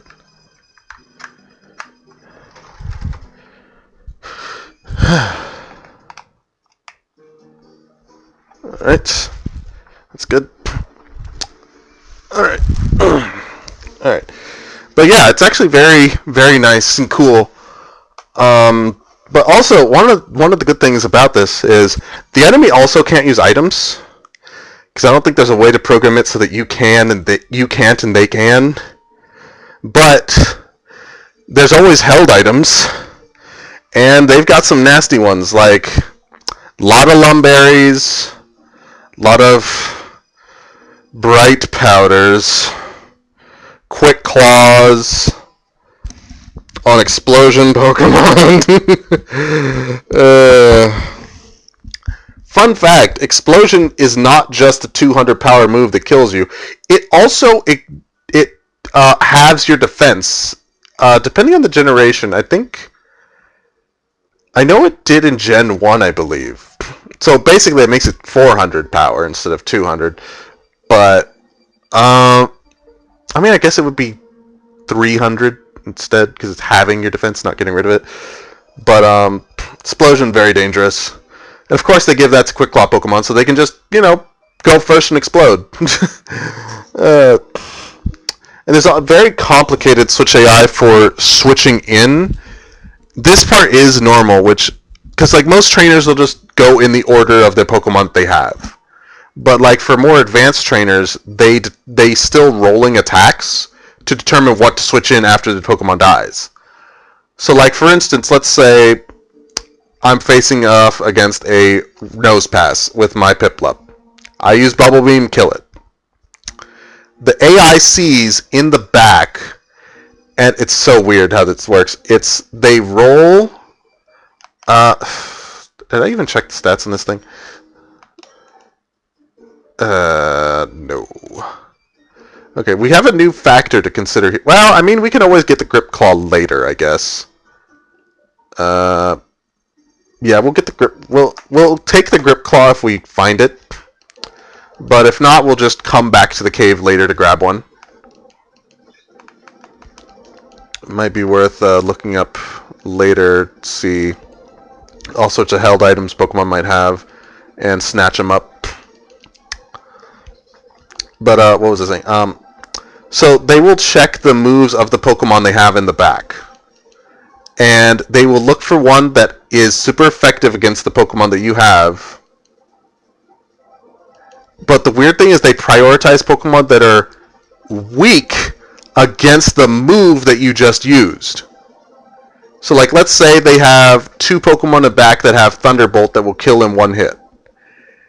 One of them is a Grass type and one of them is a Fire type. It will prioritize the Fire type.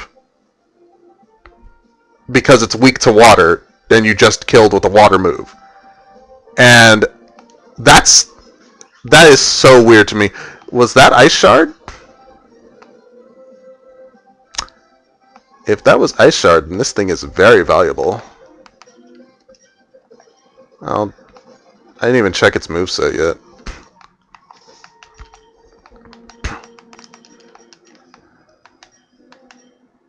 Huh, it does have Ice Shard. That's very good. That's a very good move. Rapid Spin, Ice Shard, Leer. This thing's powerful.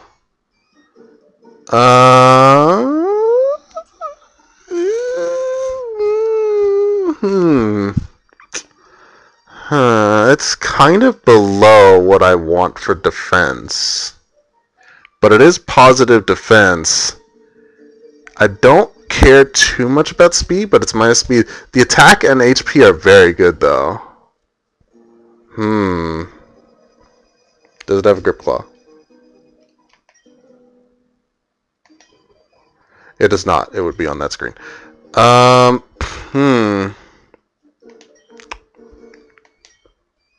This is tricky.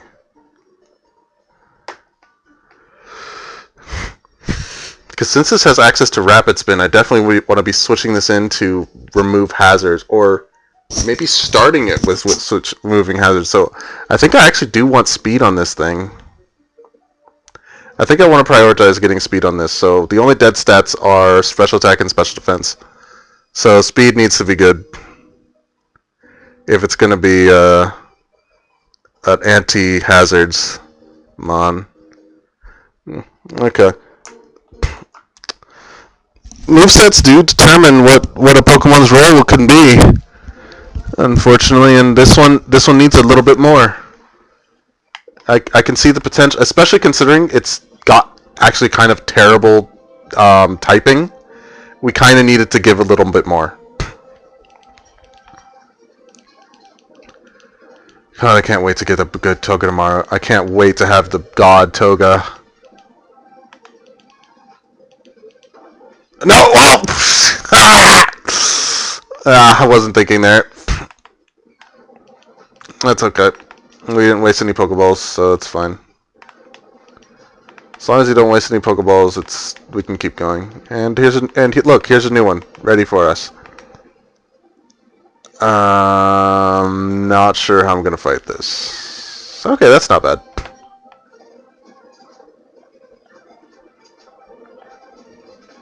I'm not sure if I can use any other attacks on this thing. And it's using up all my Pokeballs. I mean, if I get the God Toga, that's worth it. Toga's worth using everything I have. But that ain't it. How many Pokeballs did it even take? I'm curious.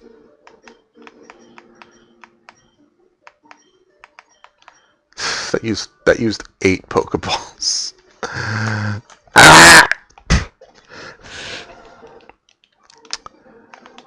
If I use up all my Pokeballs on the God Togedemaru, that's a win.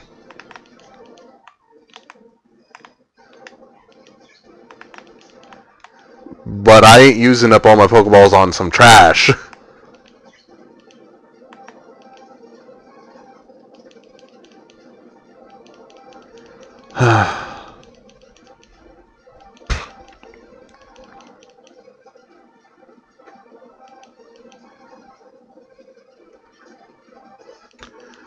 At least Nosepass knows how to cooperate.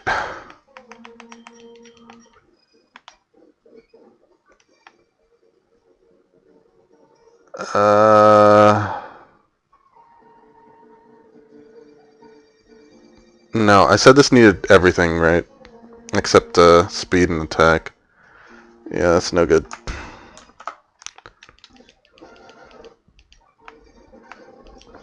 Oh, there's the physical special split in this. I didn't mention that, but that is important. Because a lot of these Pokemon would be kind of useless if it wasn't.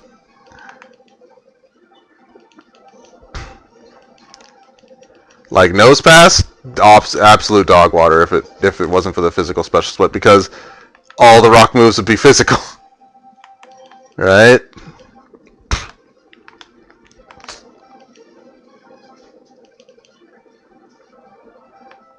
Of course, the only 2 moves I can reasonably use on this thing are physical, and thus eat iron barbs.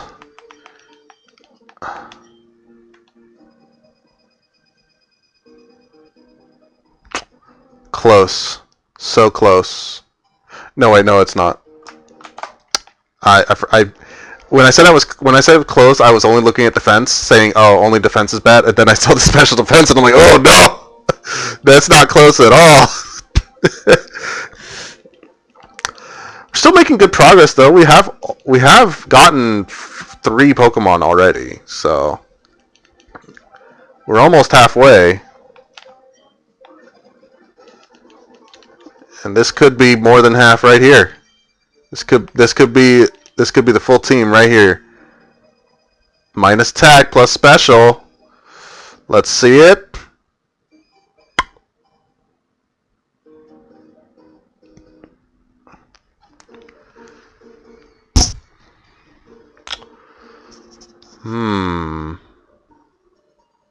HP's not ideal.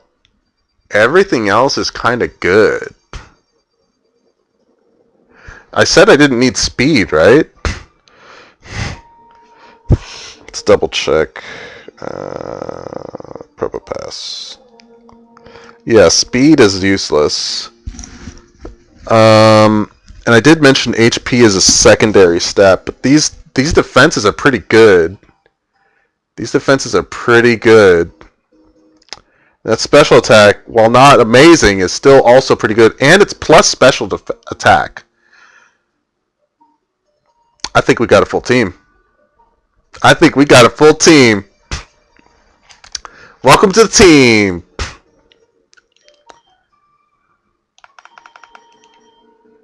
And it took only one ball.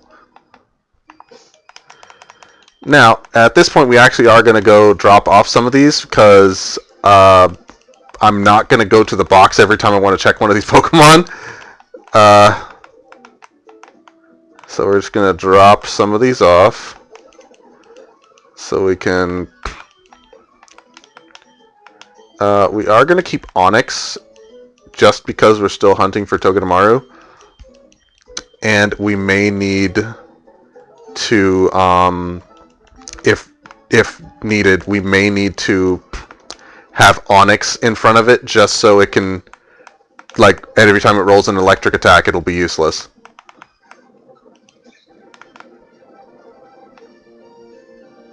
We caught an Aaron. We did catch an Aaron.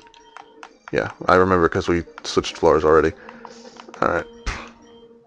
Yeah, we need Togedemaru, Sandshrew, and Magnemite now. I'm surprised we actually managed to get, considering that Nosepass is almost as greedy as Togedemaru. We managed to actually get one. Hey, speak of the devil. But is this the god? Is this our Lord and Savior, Togedemaru?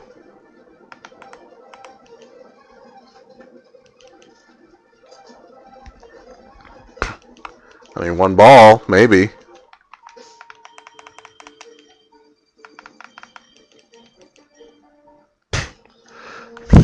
Neutral nature, not bad.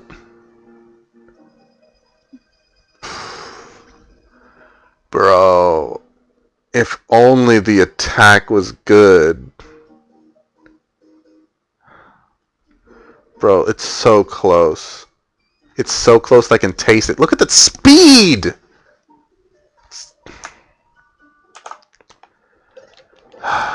We're so close. We can do it. I can feel it. The god is coming. I can feel it.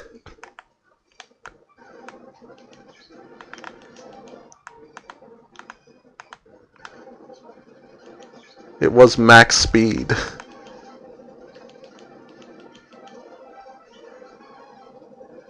I know that speed is good, but we need more attack.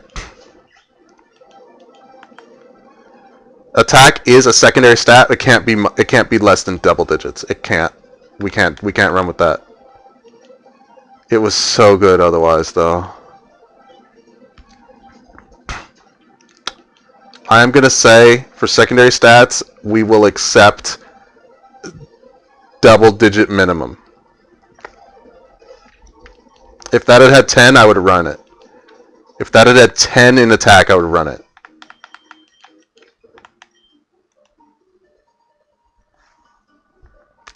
Why are you giving me max special attack? Why are you doing this? We already got you.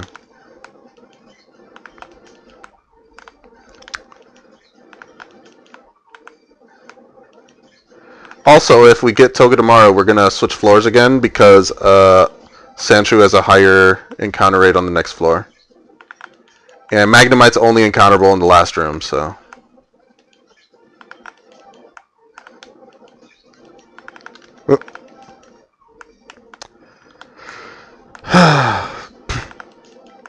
And honestly, I would say speed is also a secondary stat. Like, its defenses are actually more important than its speed or attack. So in spite of its amazing speed, it's not actually the highest priority. If this thing ever actually clicks Ice Shard, I think it just kills me. But I've only ever seen it roll it once.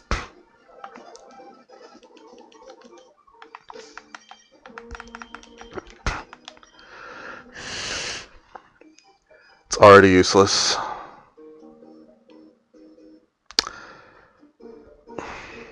That was useless before I even looked at the stats.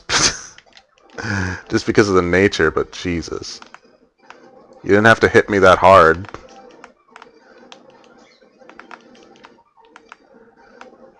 So, because of how long this is taking, I'm going to end the stream after we get all these Pokemon.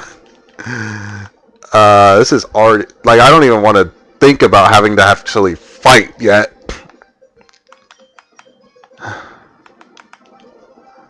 We are going to finish naming them first, though. Because we haven't thought of any names for any of the new Pokemon yet.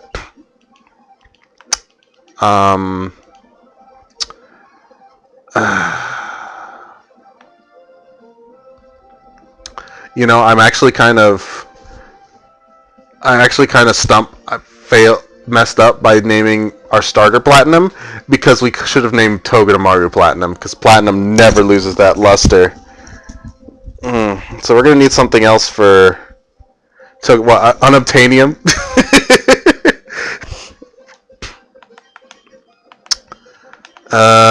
Not sure what we could name these. Steelix, Probopats. Now it's got to be something steel related or metal adjacent. Like even the temp Rookadies I gave names. Like I gave one Shield and I named one Pyrite. Because like I didn't plan to use them for the rest of the run, and like the main one is Tower, so Tower Shield, and Pyrite, it served its purpose, but it's not that shiny. But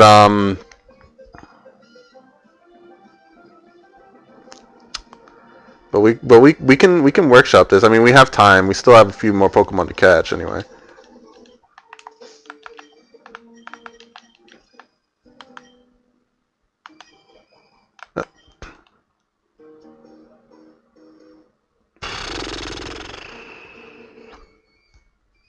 That's not it.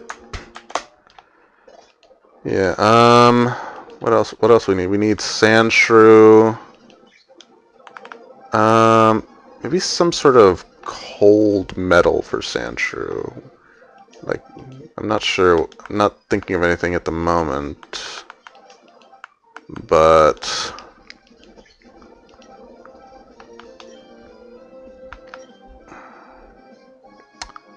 There's no grass steel types, are there? There is. There's one grass steel. Maybe I could name that one Charcoal. Cause it's like, nah, that doesn't really make sense. We'll worry about that later. But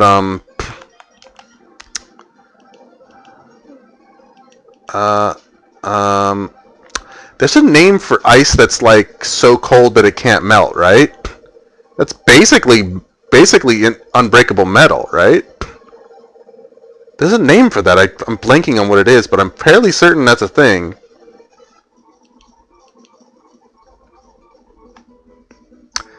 I mean, I'm not going to name it Never Melt Ice, because that's just an item. But, no, dry ice can melt. Dry ice can, in fact, melt. I don't think it'll melt from heat. You need, like, a chemical reaction. No. I was blanking for a second. I'm like, wait, no, that needs attack, not special attack. That's no good. This is an attacker, so it definitely needs... It's an attacker more than a wall, so it definitely needs more stuff. I feel like there is a thing, like, there's ice that's so cold it can't actually melt. I mean, that may not be actually a thing. Maybe it's that they can't melt naturally. I would prefer single word names, but I can workshop it if I need to. But like, it doesn't necessarily need to be metal. Like Tower is for Tower Shield, even though he's not really a tank. Cryolite.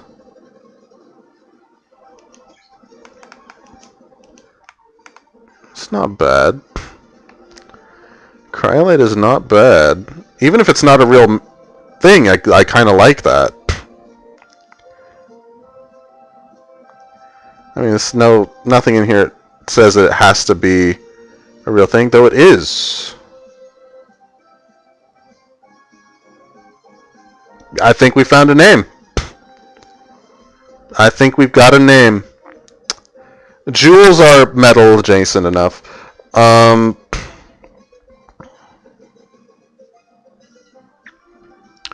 Wait. Wait, something's forming in my head. Something's forming in my head for Togedemaru. Hold on. Hold on. It's forming. It's forming. Hold on.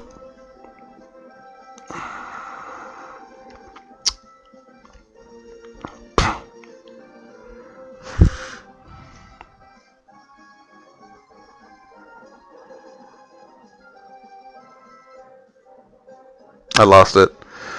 I know where I was going. I was thinking like he's like electric. I was thinking something like lightning rod, but like something similar to that. I didn't want to go rod because it's too simple, but and the actual lightning rod is too long. I don't think it'll actually fit. But like I was going somewhere with it, and I lost it. I could feel it was like at the tip of my tongue, and I couldn't grasp it.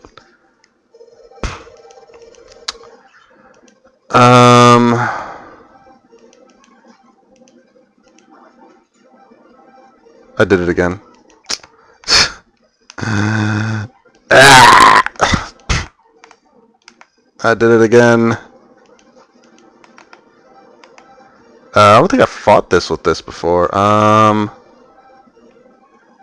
Ice does not resist water, so... In fact, ice doesn't resist anything except ice, so everything that's resistance is the steel type. Yeah, that's fine.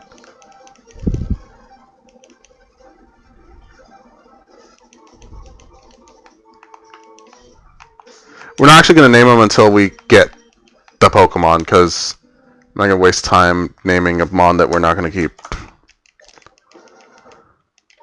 There is a name raider in every Pokemon Center. And they actually have multiple uses. You can change names. You can force a status onto a Pokemon if you want them to be pre-poisoned, sleep, paralyzed, burned, or something. Like if we manage to get a Gutsmon, I don't think we have any Pokemon that can be Guts. But if we did, that would be something we could do.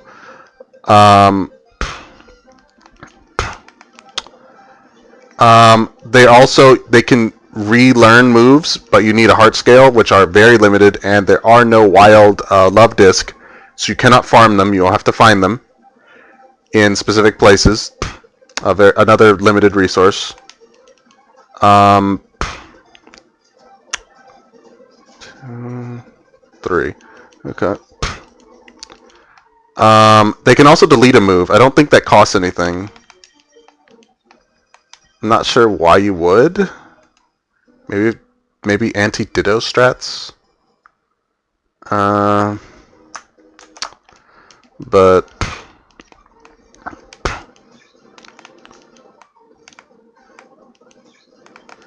since Toga's like kind of the most greedy one, maybe I should do Toga last.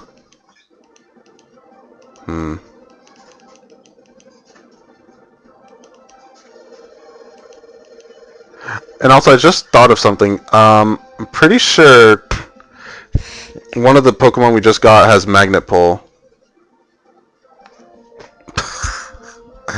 Fucking hell. I don't even know what I'm doing half the time.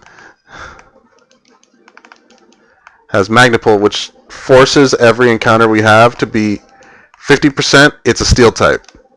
And then the other 50% is the normal encounter table, which still has a chance for Steel type. So that would increase the odds of us finding a Steel type over 50% every single Pokemon. I'm not sure it really matters.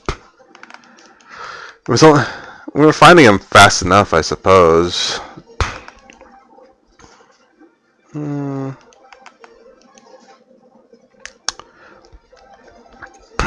I don't even remember which Pokemon it was.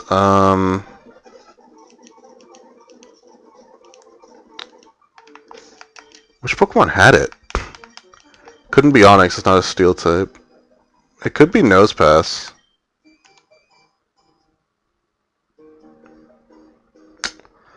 Maxed HP, too. What a damn shame.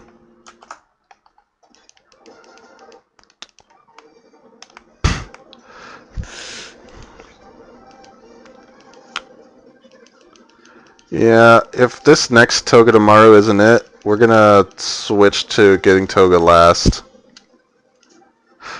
Fucking hell, I did it again.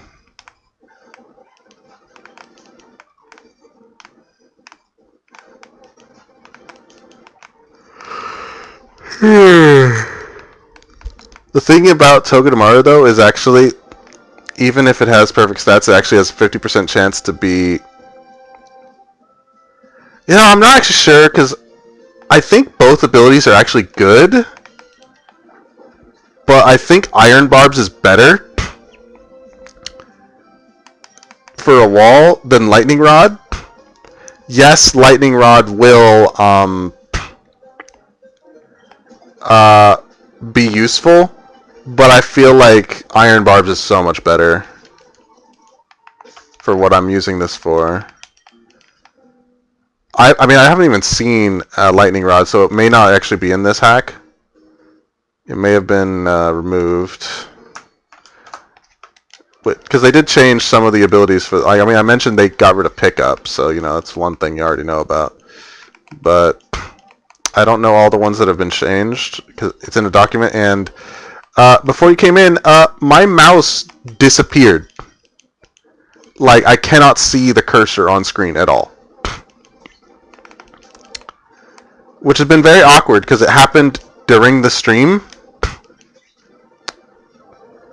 And none of the things I've seen online have helped. I'm kind of putting off dealing with it until after stream. Of course, the last hit crit.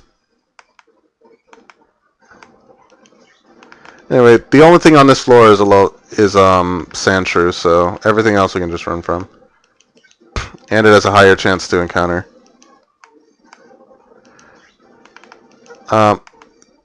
When you do a multi-hit move, every hit has its own individual chance to crit. And unfortunately, the last hit of Fury Attack hit crit, so it got him there.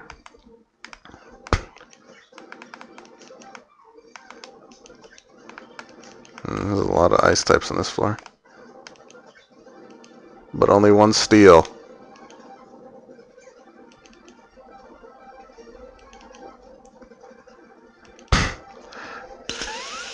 Okay, that's good.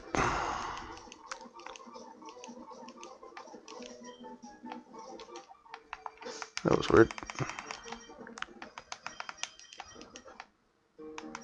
I don't think I've seen a different ability besides Slush Rush, so we might not be able to get anything else for this.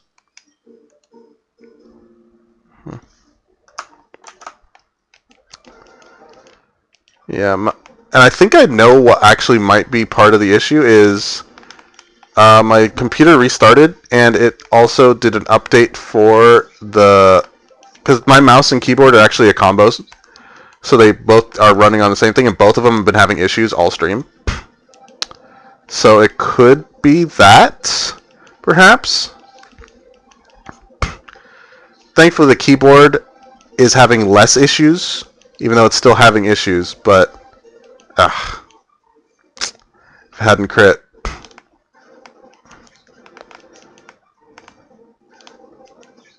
Start to get greedy a little bit lower. What is in that yellow? But it was only after the update finished that my mouse disappeared.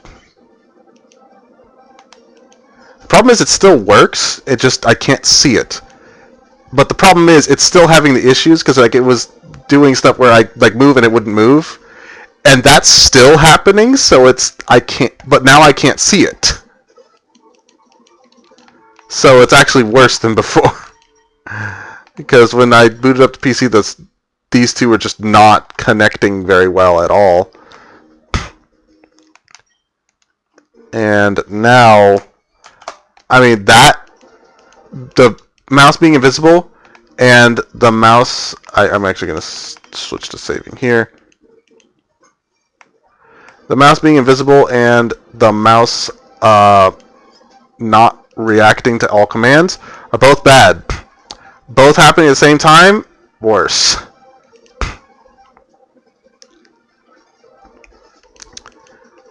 Like, actually trying to I had to remember. I had to look up how to reset on this because I couldn't do it on with the.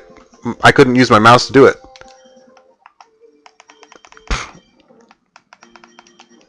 I had to look up the command for it in.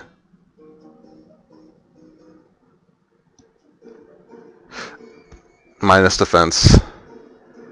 I almost said this is good, but then I was like, wait, hold on. This is minus defense. So close. So close.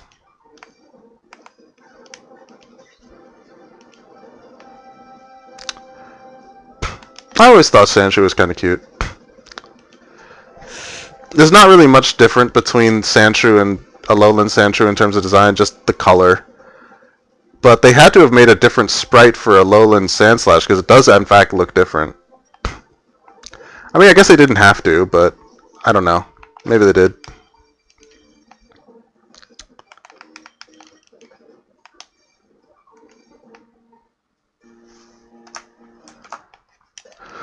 No speed, no HP.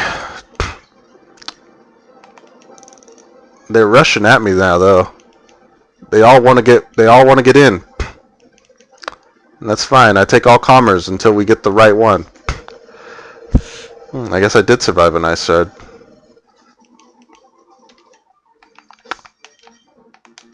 There's also up to Gen 8 moves, of course.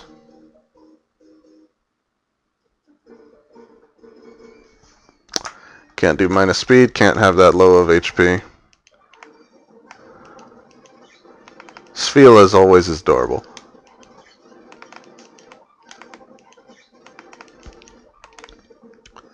Yeah, I do too.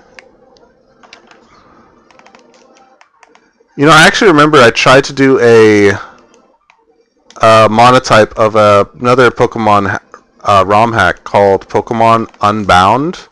I didn't get very far with it, but I was actually doing Ice type because there was like a ton of Ice types near the beginning. One of them was Alolan Sandshrew,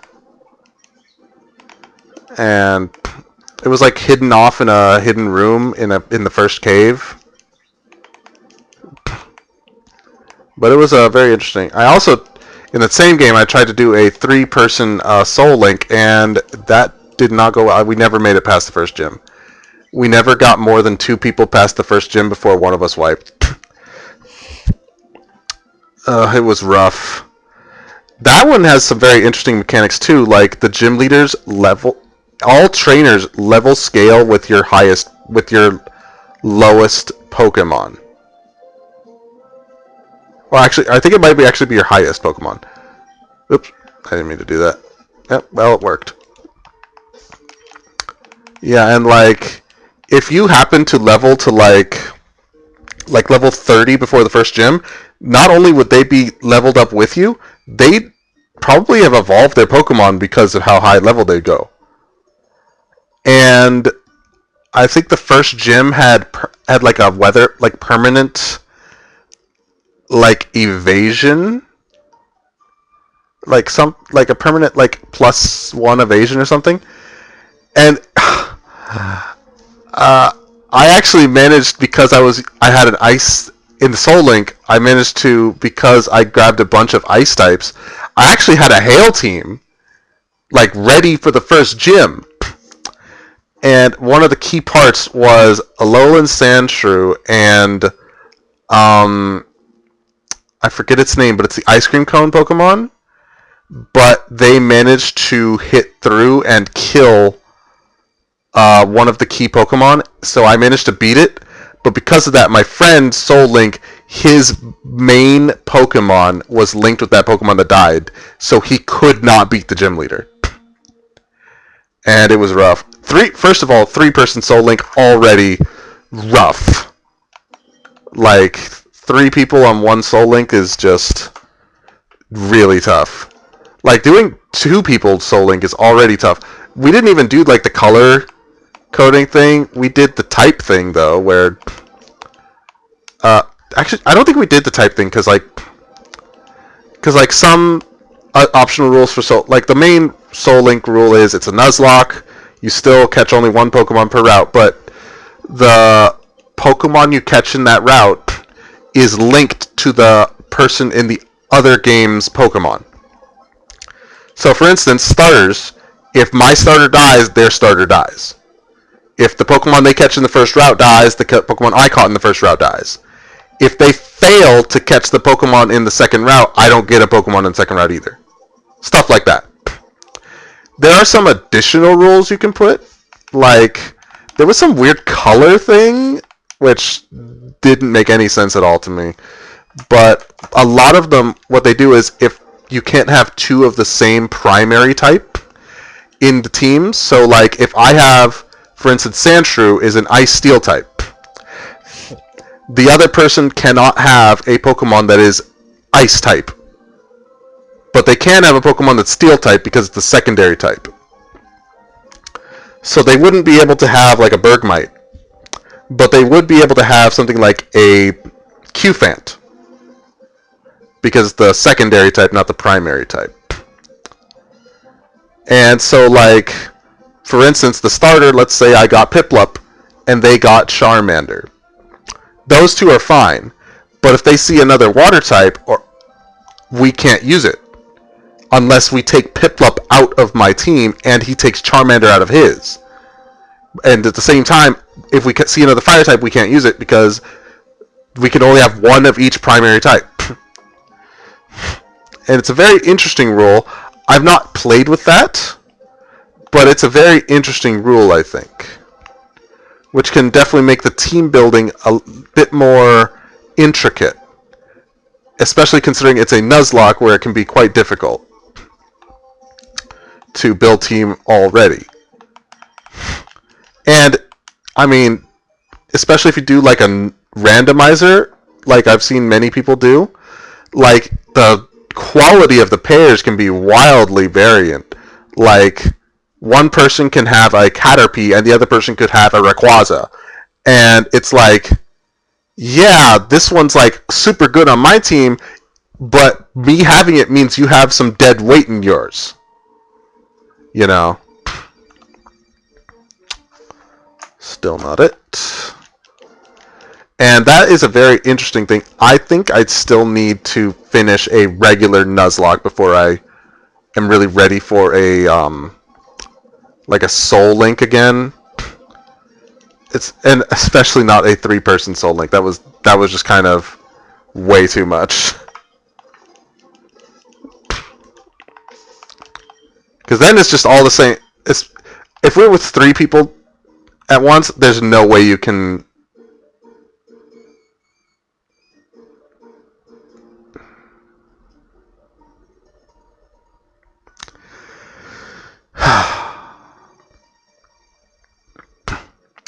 Welcome to Team Cryolite.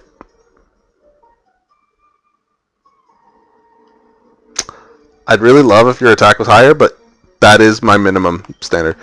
I'm going to put HP into the secondary stat for this, because it's meant to be more of an attacker than a wall. But this is our 7th Pokemon. There's only 2 we need left.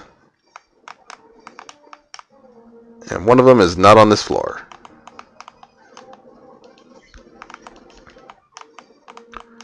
Oh, we forgot to grab this when we were here before. Nope. No thanks. Your services are no longer required.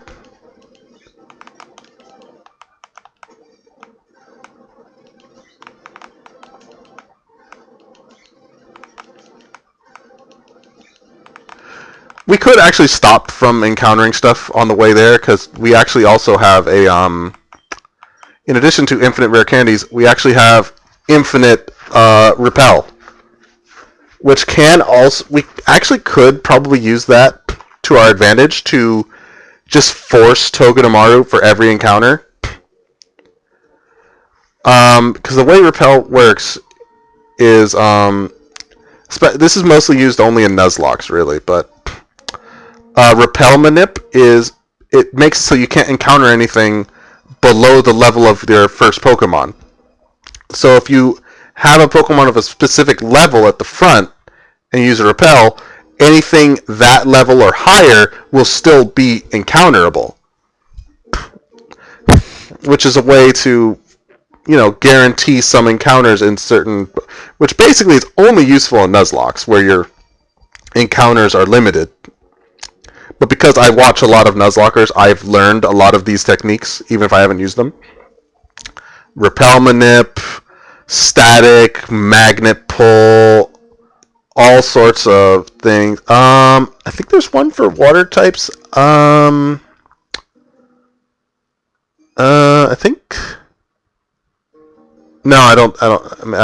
I may be wrong on that, but Oh, also, I believe I just remembered one ability that was changed is actually really useful. I can't use that ability, but Magma Armor does everything it does normally, but it also cannot be crit.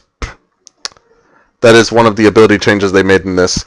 That's going to be useful to see because Flannery's going to fuck us. She's probably going to have a Macargo. This is an Emerald hack, so Team Magma's going to fuck us. They're most likely going to have a Macargo. Basically, we're going to get fucked when we fight some fire types. We're going to be relying heavily on Piplup, but I'm fairly certain all of them are going to have Solar Beam. Does Steel resist Solar Beam? Does Steel resist Grass? I can't remember. I really don't remember. It's a very eclectic group of exclusive Pokemon in this room. I've never even seen Magnemite yet. Oh, speak of the devil. And I just remember this is another electric type. But at least we don't have to worry about getting Iron Barbed. But we have to worry about Confusion. Great. Oh, fuck.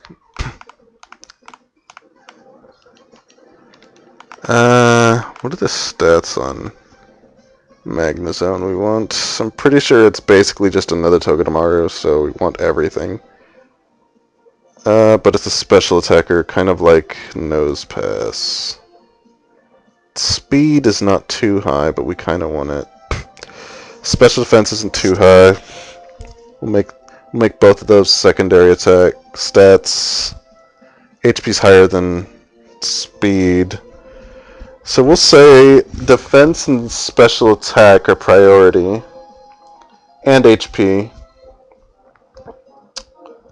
No, special defense higher.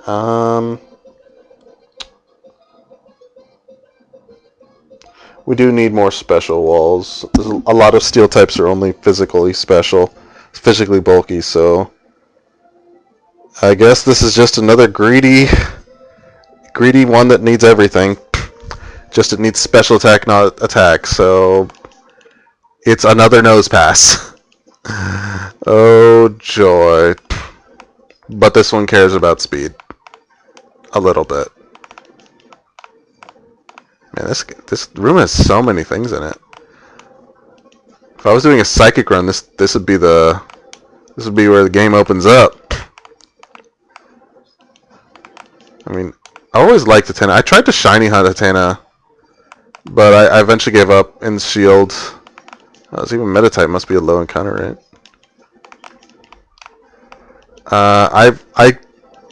I shiny hunted it for a long time before I gave up. Fuck. It's a bit more fragile than Togedemaru.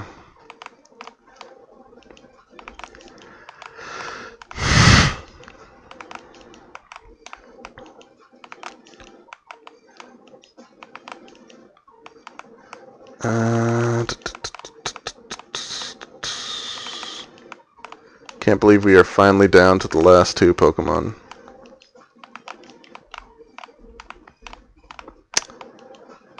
And yet Togedemaru is more valuable than all of the other ones. If we don't leave with a Togedemaru, we don't leave. We have been hunting for almost 3 hours now.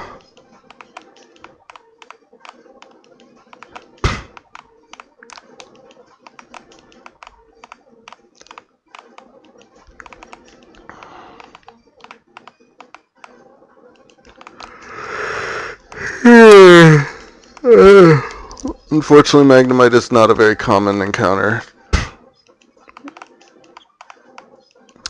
But this is the only place we can encounter it here. It might be worth it for Magnemite to actually bring out to bring out Nosepass for Magnet Pull. Increase our odds by a lot. There's no other steel types in this room.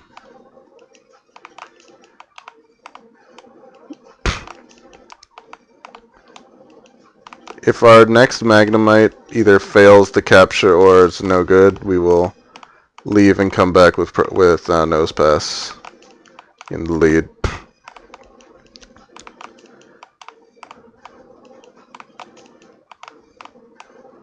Assuming we ever encounter the damn thing.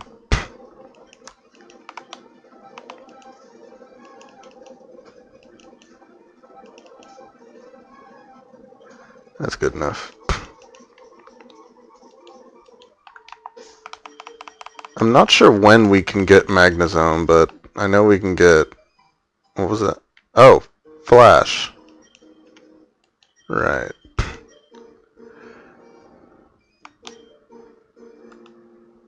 This is our first one. And it's crap. Yep. Oh well.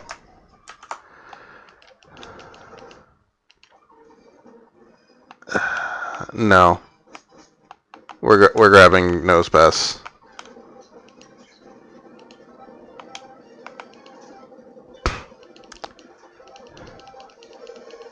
Imagine we actually get the God Toga right now. That would actually be kind of funny.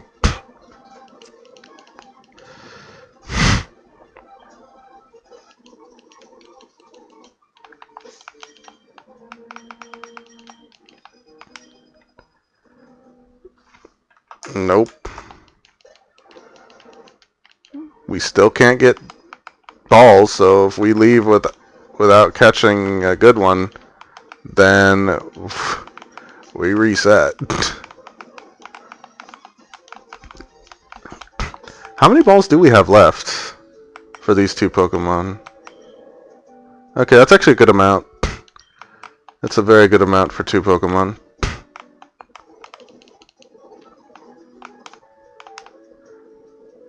Oh, right, I was gonna grab Nosepass.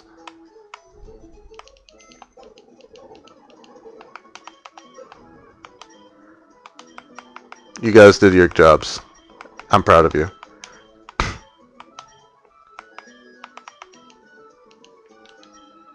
Wait, did we already catch...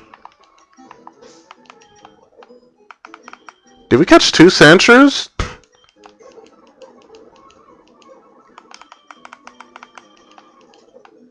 I don't remember that.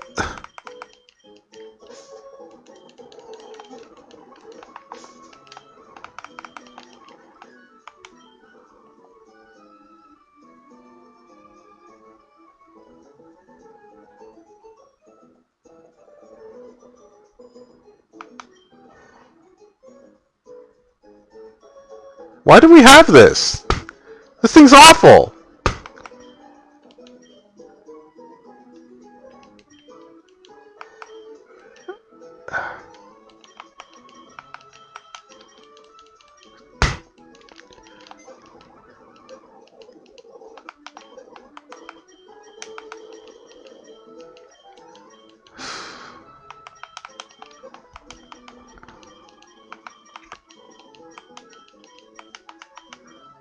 Why do we...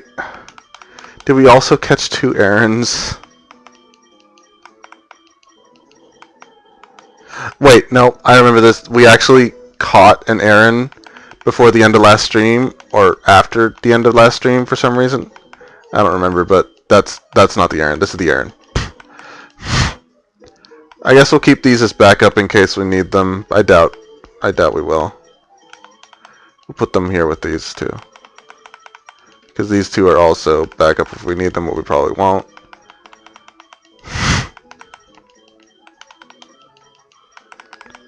Oh, that's embarrassing. Well, we have the good Sandshrew now, so.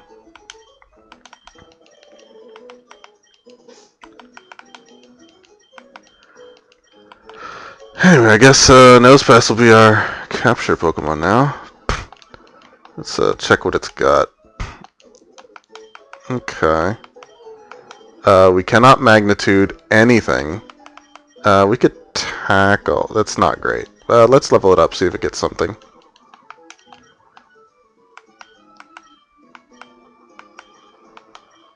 If we are forced to use tackle, we could always give it a Silk Scarf.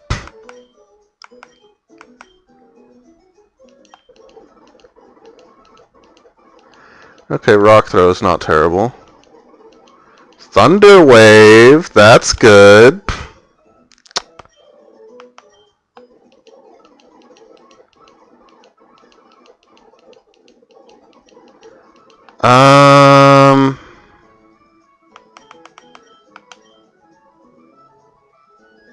You know, I don't really need Block because it has Magnet Pull. Okay. Nosepass already looks pretty good. Just a double. Yes.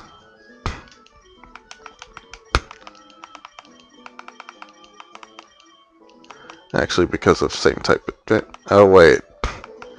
Oh, these are physical moves. Ooh, that's not great.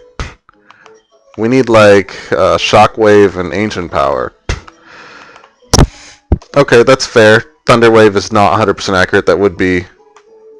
Oh, we got Nosepass a while ago. I'm just leveling this up so that we can make the captures faster, because it has Magnet Pull. But I've leveled it up, so now it's useful for battle. Though, unfortunately, all of its moves are physical, even though it's a special attacker, so that's less than great. But it does have Thunder Wave, so that's very useful. So, but both of the Pokemon we're trying to catch are electric. Wait! I think electric types only became immune to Thunder Wave in Gen 6? I may be wrong. I mean, it does say Gen 8 mechanics unless said otherwise. Did they account for that? I mean, I guess I'll find out.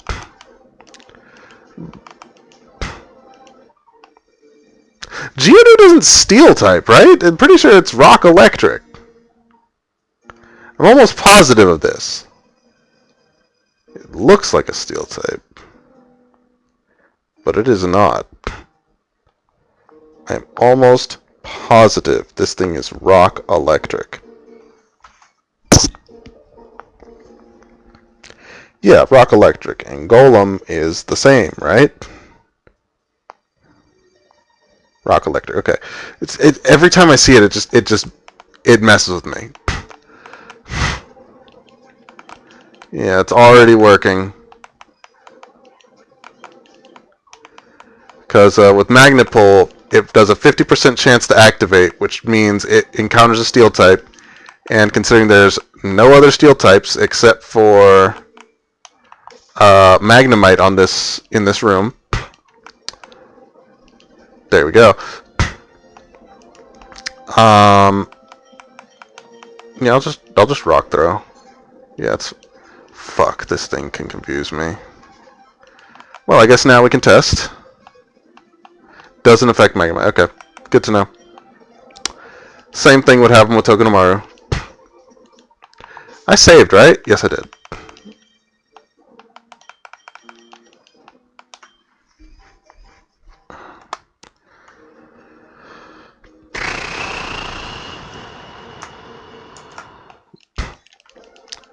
And it begins in earnest. Oh no, it set up on me and then did nothing because it has nothing. Kinesis is useless for Abra anyway. It increases attack. Pretty sure.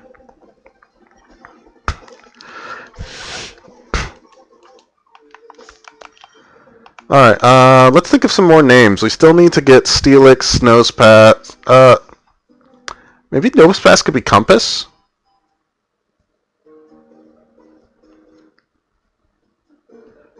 You know, Or true north.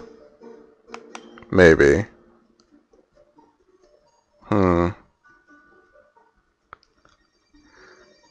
Both of those I'm kind of feeling. I kind of like true north. I'll think about it. Magnemite, not sure.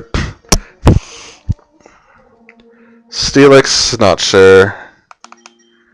Togedemaru, still not sure. Aaron, no idea.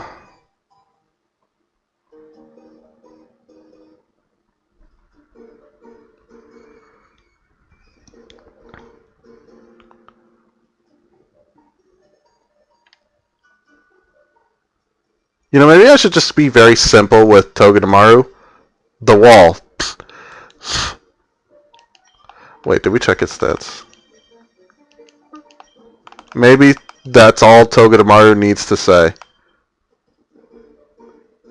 Moving last boost. Interesting. That's a bad ability because I want this thing to be kind of fast.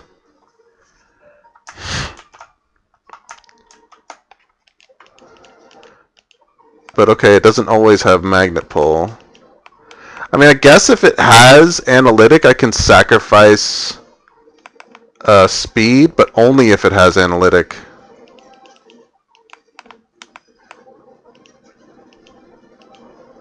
It's kind of niche, I think.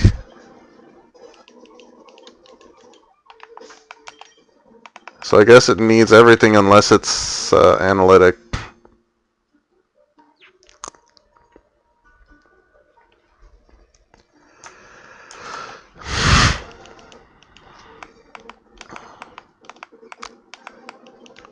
Anyway, at least this is going faster now.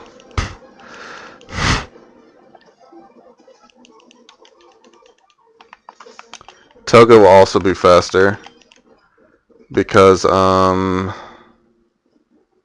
which floor do I want to do Toga? How many, yeah, the wall is pretty good for Toga. Which one has less steel types? Qfint, Aaron, Toga. Qfint, Toga, Sandshrew. It's kind of the same either way, isn't it? In which case we should do the second floor. It's a higher chance if Magnet Pull doesn't activate. I just noticed that the mouse was hovering over the X button, which I don't want. Anyway, neutral doesn't have the special defense we need, or the special attack. I'm still kind of unsure on where I can go with Magnemite, or Magneton, or Magnezone.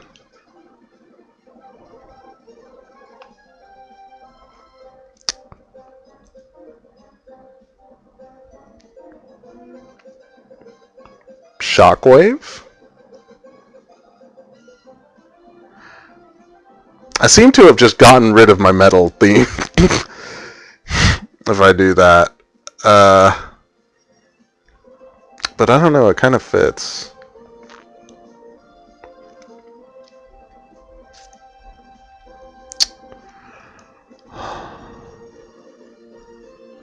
Nah, I want to stick to the theme.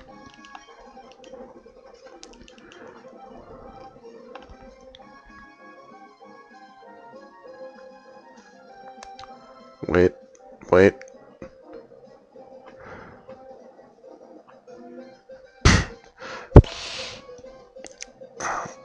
Topaz. Color of yellow color, electric. I like it.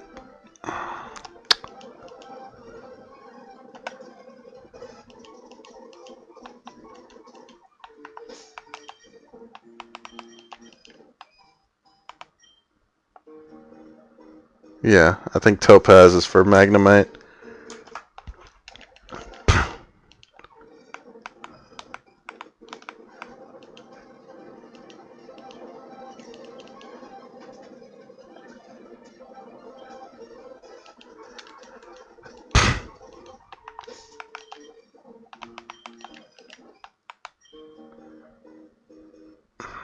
Bro.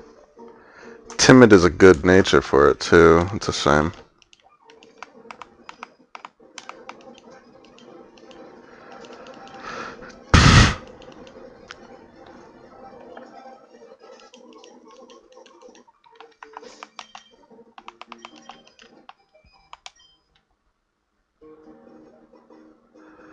See, you got the nature that would let me allow no speed, but you don't have the rest.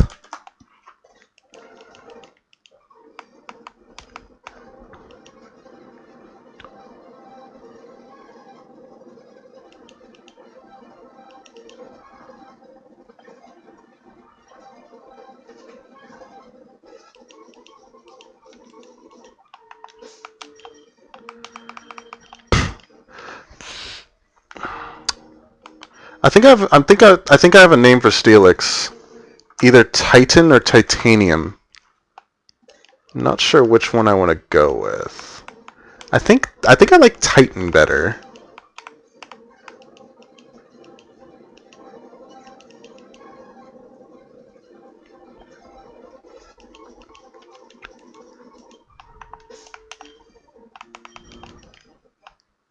Yeah, Titan's good. These stats are not.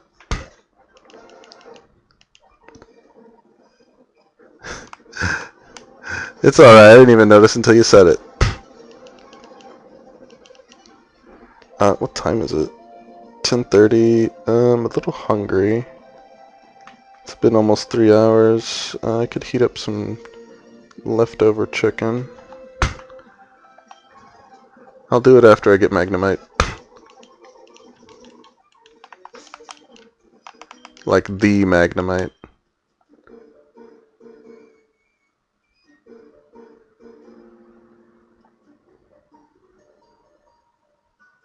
We have the Magnemite.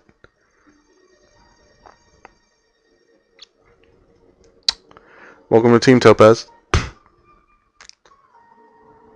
Welcome to the team. What do we got? One Mon left.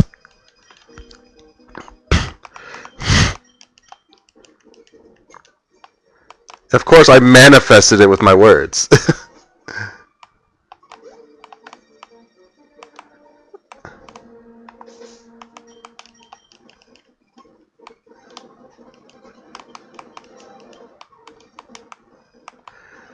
Because how quick that it was, we're just going in.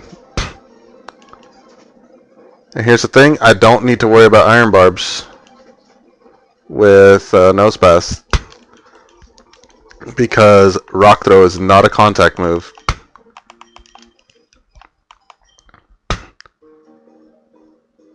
It had a good nature and everything. But doesn't have the stats. Oh man, we're so close. We are so close.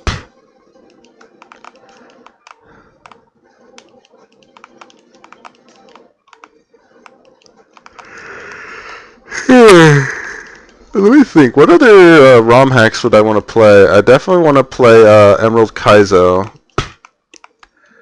I'm also considering playing Vintage White. Be an interesting one to do. Emerald Kaizo is all just Gen 3 Pokemon. It's just really hard. And I was thinking of doing. I was also thinking of Steel type in that. And Flannery is just as terrifying. But it doesn't really have any other mechanical changes. I think it's just can't use items and set mode. But level caps are not in force, though I would try to stick to them. Yeah, Emerald Kaizo is a really fun one. I've never seen anyone monotype it though, but I've seen people hardcore Nuzlocke. I even saw someone deathless hardcore Nuzlocke it, and that's insane. Like I've never even seen anyone else try to do deathless Tate and Liza because everyone just blows up. everyone just blows up half their Pokemon and then finishes them off. This person had to make a whole new strategy for it. Because, like, part of the biggest hurdle of Hardcore Nuzlocke sometimes is determining when to sack something, and, like, when you just remove the option to sack altogether, that's fine. Like, it changes the dynamics of it so much. Like, Hardcore Nuzlocks are really tough. Deathless Hardcore Nuzlocke are, like, some masochist shit. Like, it's wild stuff. But Emerald Kaizo looks very cool and fun. It is also very hard. I think it also makes it so there are no optional trainers anymore. Like, everything is required. But one thing that is a problem with it is it does not have infinite candies in it. So I'd have to patch that in myself, and I'm not really sure how to do that. Another one I'm looking at is Vintage White, which is Pokemon White, but with only Gen 3 and below Pokemon. And, like, every single trainer is rebalanced to have Gen... I don't know why at all, but it's, like, harder. It only has Gen 3 and under Pokemon. I know some Pokemon are nerfed, some are buffed. I haven't the slightest idea why they made this thing, but it's cool and interesting. And there's a new ROM hack actually out recently called Ancestral X, which is like a ROM hack of X, which makes it really hard. And I'm interested in that as well. I'm not sure what type I would do with it. I might just do Steel for all of them. I might just make Steel my on-stream ROM hack type. I'm very familiar with Poison, of course, but hey, maybe ROM hacks are meant for Steel.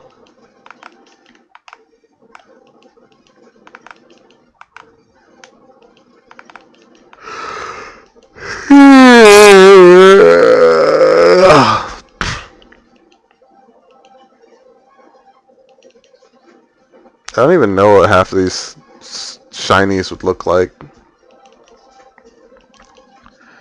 I know Aaron's would have like red eyes, and that's about it. But other than that, I wouldn't even know if I saw the shiny.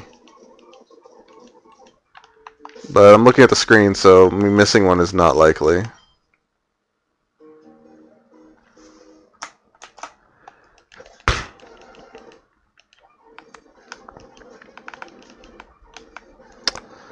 I'm not sure what other Pokemon hacks I would want to do on stream.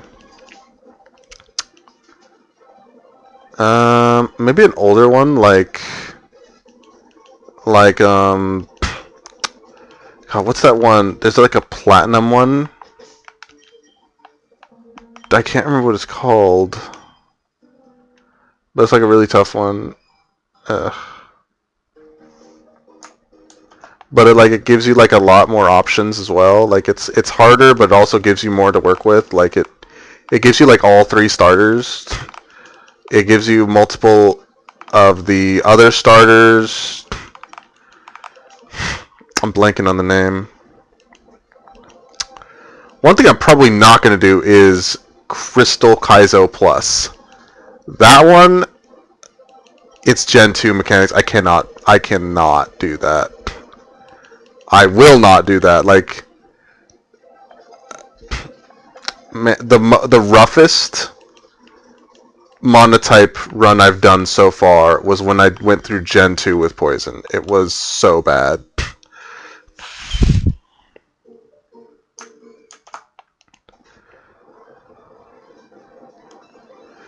So, part of the reason why I am doing this is Mawile is in this game, and so are Megas. So, Mawile is on it. Surprisingly, it's not in this cave. I could have swore it was, but it's not. It's later. I don't remember exactly where. Maybe Meteor Falls or something, but it is in this game, and so is its Mega. And Mawile is my favorite Pokemon, so that's going to be on the... I did it again. can't believe I did it again. I wonder how many God Togas I've killed. For my own sake, I'm going to say 0. Those are all trash Togas I killed. Every Toga I killed, garbage. 0 in every stat. Trust.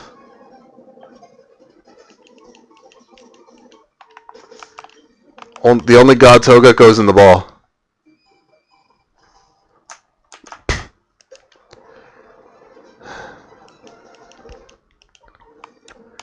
Man, I can't wait to get them all while. I should shiny hunt them all while sometime. I don't know where I would do it. I don't think it's in the Sun and... No, not Sun and Moon. I don't think it's in Scarlet and Violet's DLC. I know it's not in the base game because I got all the Pokemon in that. I don't even... I'll be honest, despite the fact I love Mawile and it's my favorite Pokemon, I don't actually know what a shiny looks like. And you know, I'm fine with that. Because I will find out when I shiny hunt it.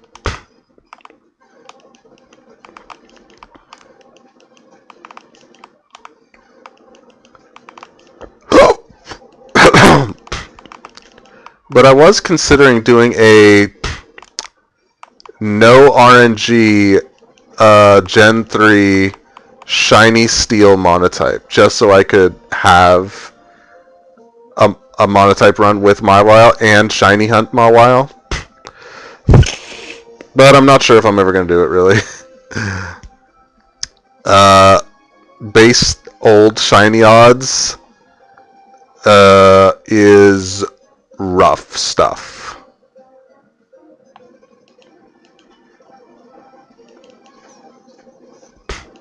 One thing I really should do, though, is I should hunt shiny Drowsy, because it's the very first shiny I've ever seen.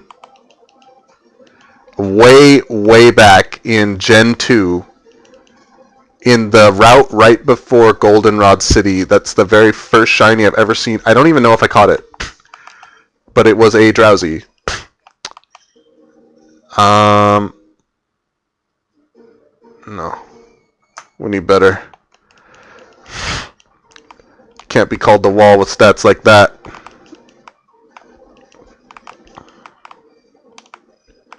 We haven't thought of a name for Qfant yet, have we?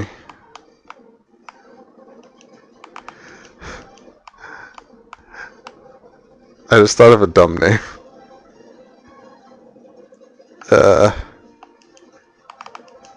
For the shiny, old shiny odds is 8,090, 196, I believe. But I think a name that would be funny to give Qfant would be Iron Tusks. I know it's an actual Pokemon name, but it seems like a funny name to give it.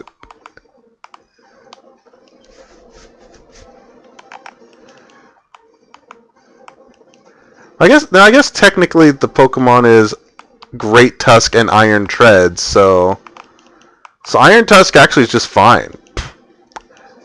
No overlap, really. I remember I was watching this video of someone doing a shiny only run in Heart Gold, and I think the starter was fine. I think they got Ghastly as the third Pokemon. It took over 20,000 encounters.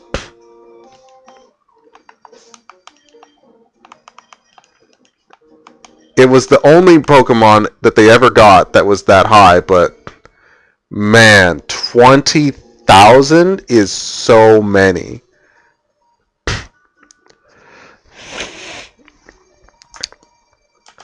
I was doing legit resets in Shining Pearl for Piplup, because I'm doing a shiny steel run in that.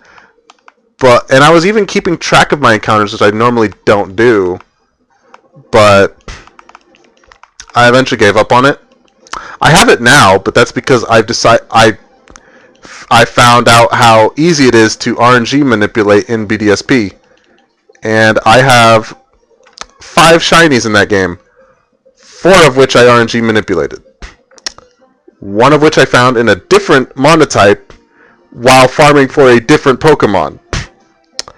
Because in Brilliant Diamond, I decided to do a bug run. And while I was hunting for a Metal Coat, because I was going to need it for my eventual Scyther, I found a shiny Bronzor. And I have since traded that over to Shining Pearl, so it's in there. But I have manipulated for Piplup, Onyx, Shieldon.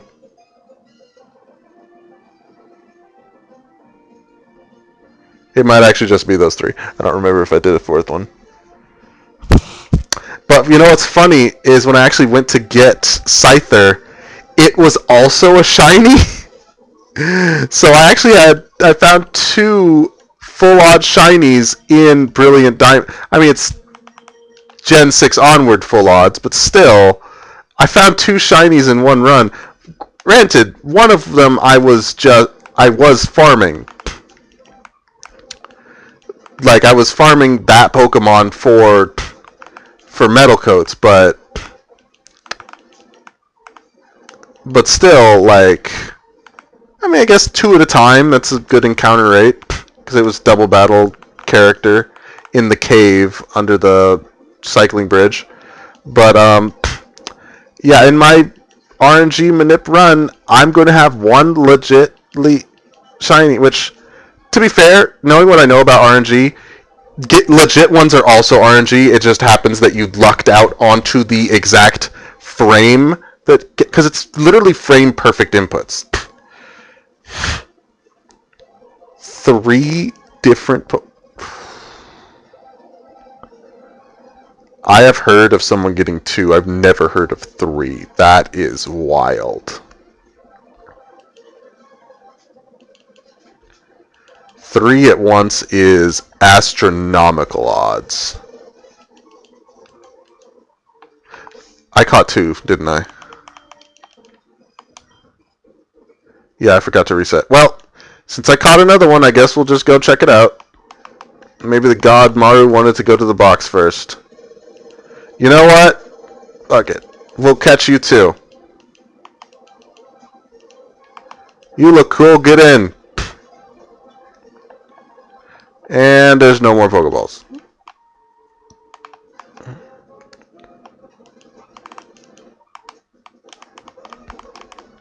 So fun fact, Magnet Pull still works if the Pokemon's fainted, they just still need to be at the front of the party.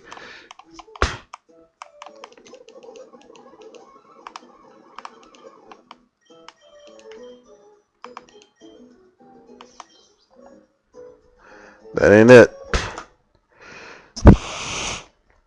Honestly, the chances of ever getting that even the first time is within the billions, I think. Billionth of a percent, I think. Like, most people probably would not believe you if you said it.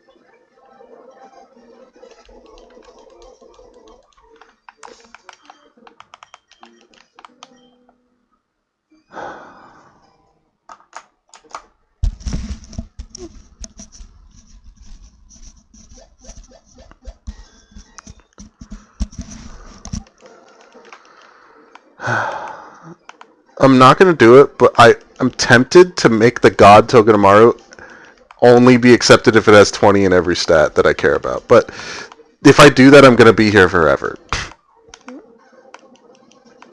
I mean, obviously, if I get that, I'm going to take it, but you know.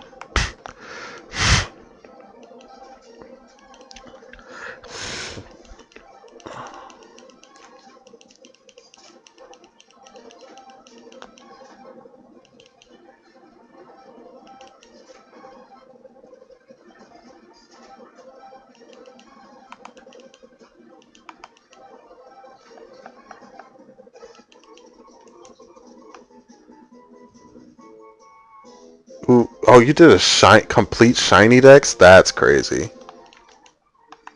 I could never. Maybe in Let's Go I could do it, but... So while this one is not good enough, this one's crazy insane. But I just want to point something out, which is someone on Reddit said that outside of fixed encounters, you cannot get more than one stat maxed out in Run and Bun. This right here proves that they're full of shit. They just suck. That person, whoever that was, they suck. Me, I'm built different. I can get two perfect stats on one Pokemon. And even with the neutral nature. I mean, granted, without the HP, I can't run this. This would be a god if this had even 14 HP. This would be an actual god. Unfortunately, it's not. It's so close to it, though. But I am glad that person is wrong. It does mean that I can, at some point, it is possible for me to run into the all 31 stat wall, Togedemaru. I don't think I could beat the thing. Like, I think it would appear and with God raised behind it, and I would just fall to my knees and worship, and then beg it to enter the Pokeball, and it would decide yay or nay. But I mean, I have to find it first.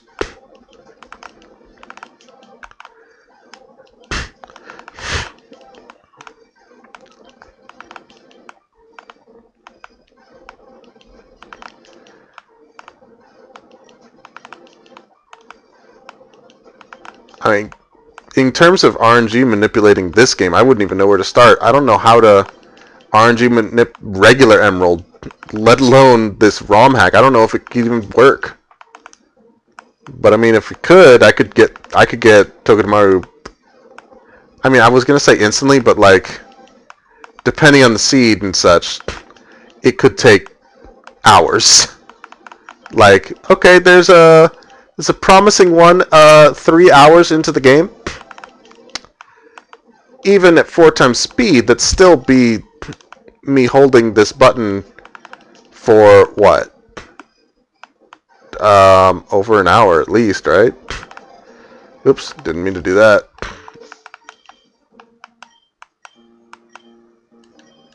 That means only 4 Pokeballs now. It's not quite a reset, but it is a reason to take my finger off the left trigger, so I don't accidentally throw any more Pokeballs at Pokemon I don't want.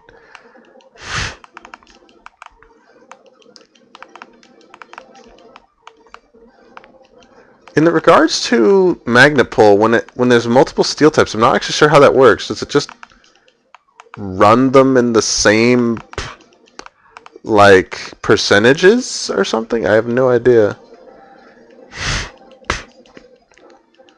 Well, this thing's faster than Nose Pass. That's something, I guess. Not sure if that means much.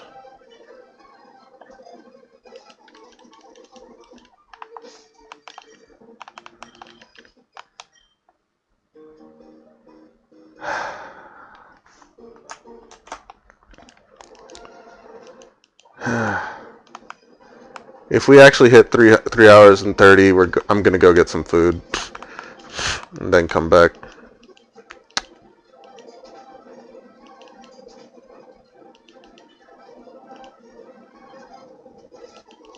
You'd think these things have shell armor with how I never seem to crit them. Not that I want to, but you know.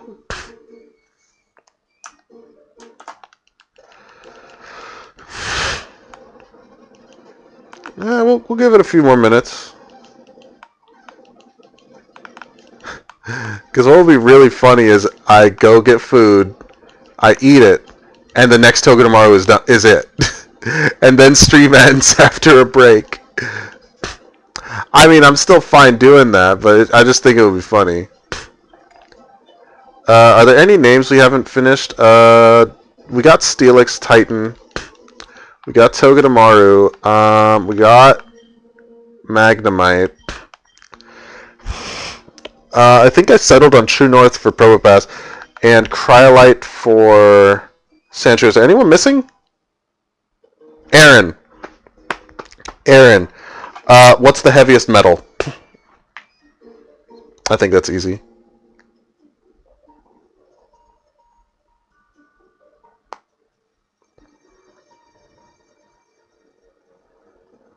Or I mean, I could just name him Adamantium, but let's see what the heaviest metal is before we commit to that.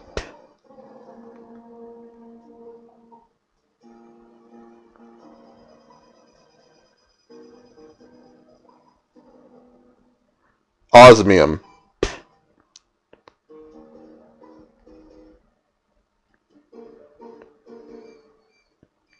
Yeah, we're gonna name him Adamantium. Osmium doesn't have the right ring to it.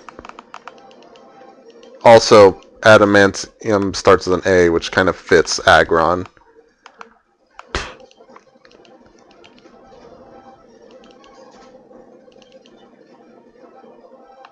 Did we already catch a Toga? We did. Oops, I didn't mean to shift.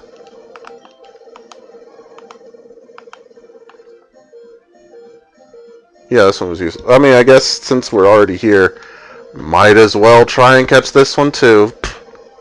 And it didn't work. Okay. I don't think Osmium sounds lame per se. I just don't feel like it fits Aggron. I feel like there might be a Mon where it could fit. Might keep it in my back pocket.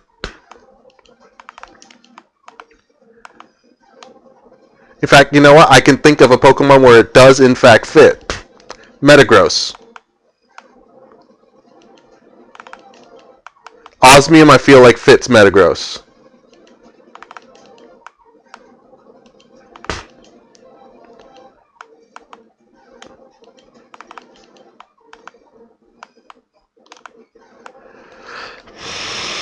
There's some Pokemon I have no idea. Like what am I gonna name Ferrothor? Or like, can I even get Durant? I don't even know.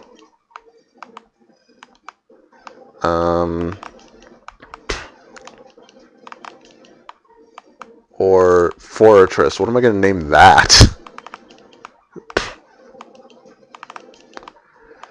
There's at least one advantage I have against Nuzlockers. I can blow up Pokemon as much as I need to. And you better believe Fortress is gonna blow the fuck up. Yeah, I get that. But I feel like Osmium fits Metagross. It feels right to me because it feels more mystical sounding, and Metagross is a psychic type. So I feel like it kind of fits Metagross. You know? Yeah, I knew you'd... I felt like you would be with me on this. Almost bubbled. I think it's too low for bubble.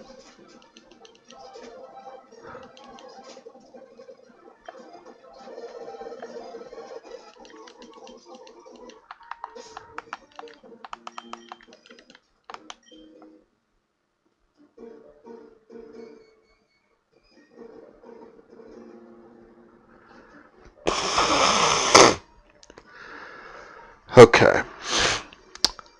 So I said the minimum in the main stats is 17. That being said,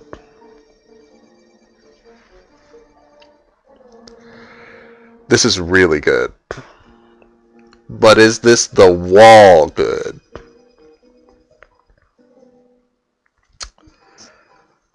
I don't know.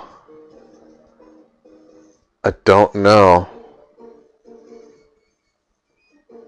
God, imagine if the attack and special defense are switched.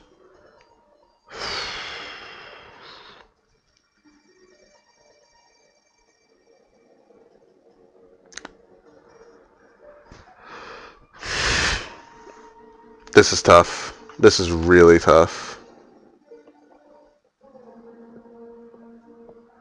Not especially tanky.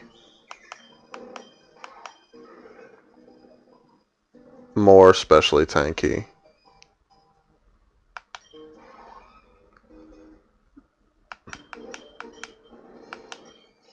Let me double check Togedemaru's stats again. If Togedemaru has higher defense than special defense, I'm going to take this. If they're equal, it has more special defense than defense.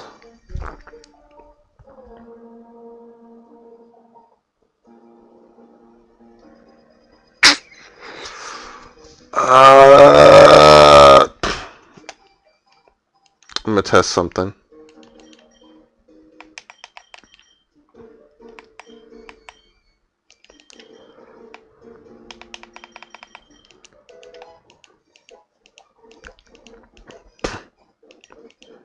Here's one of its god moves. Tickle we don't really want.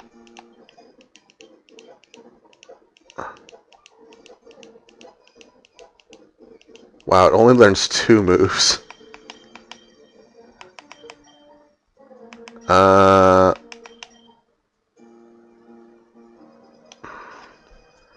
It's 50 power basically, and it's super effective against psychic types. Not really too worried about psychic types. I'm pretty sure we resist those.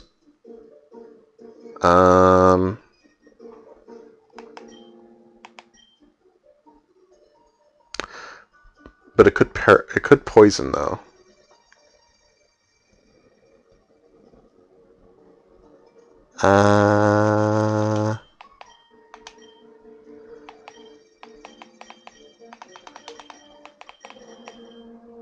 This is Pokemon for utility. This could, I mean, this being able to sometimes paralyze doesn't matter when this can always paralyze. So we're gonna keep Twin Needle. Hope that was the right choice.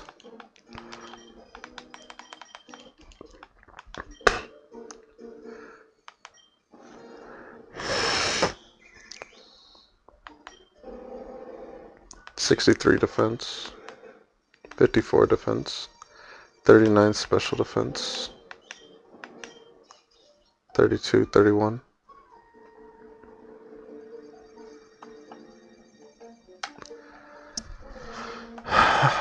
Is this the god? Is this the god? I can't... Am I willing to throw away this for 1 IV? No. No. I'm not. Welcome to Team Wall. You will wall all our enemies.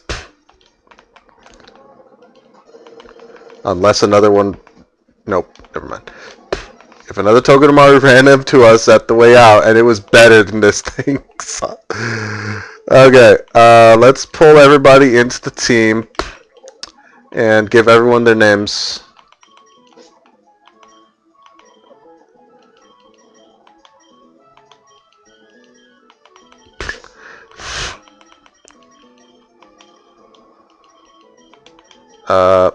We got 7 Pokemon, so we kind of need to do one after.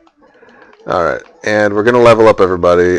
We'll save the level ups for next time, just in case we want to strongly consider movesets. For now, we'll just name everybody. Also, you can maximize all IVs, but it costs a heart scale, which is incredibly limited. You can also change natures for 3 heart scales. We have 1 heart scale right now.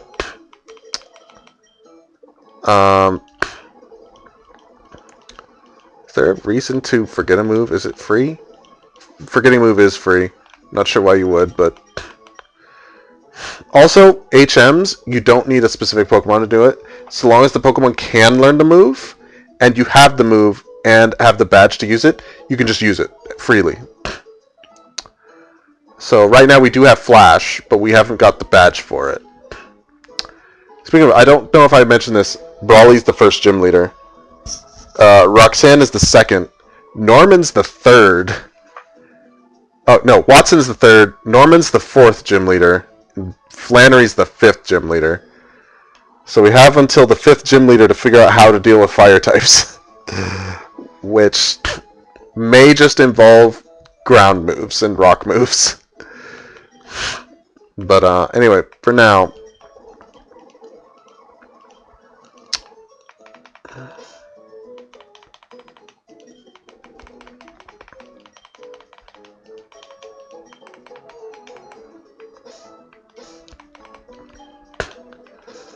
And we have just enough space for it, too.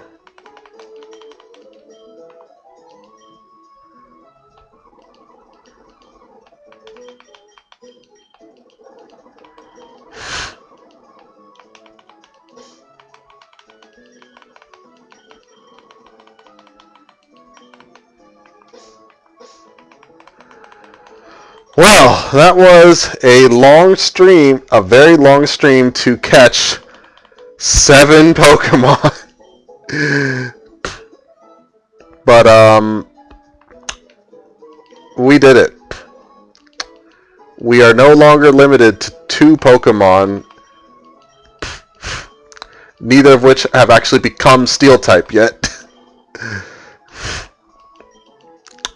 We now finally have options besides throw our faces at the problem until we figure out a solution. Thankfully, we do still have our resources from before. We have a bunch of orange berries. We have some cherry berries, some pecha berries. I don't think we have any chestos yet, but those will come.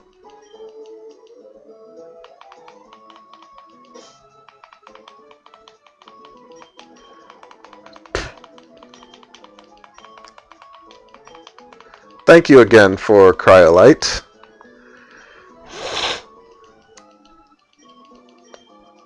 Nope.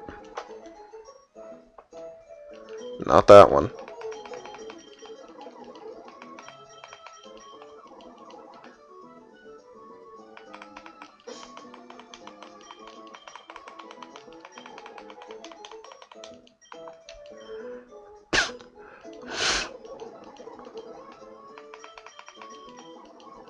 Now here's the real important question.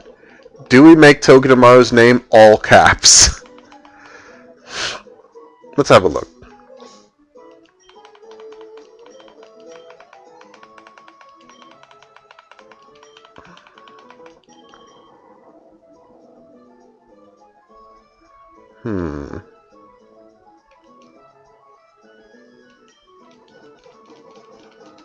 I don't think so.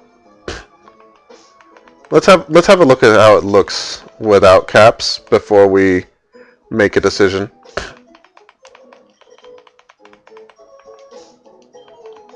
We could also just make wall all caps. It does look a little lacking.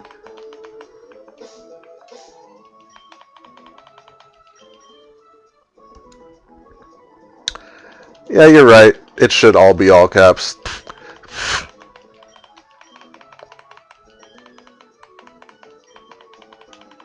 I like the look of this better than with the wall! The wall! We just need to get the theme song playing every time it comes on screen. I'll be honest, I don't even know where the wall theme song comes from. I have no idea what that's from. Yes, agreed. Its demands presence is the wall. Exactly. Alright, and last but not least, you're going to do some good work too.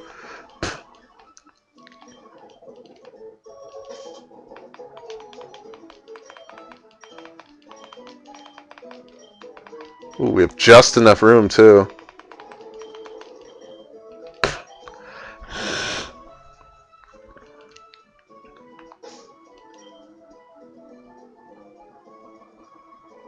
Beautiful.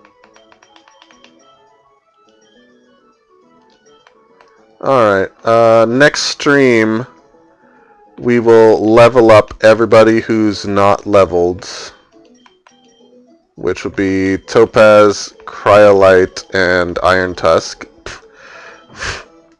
And then we'll examine our first fight that we have to do to reach Slateport, which is a tuber on the beach.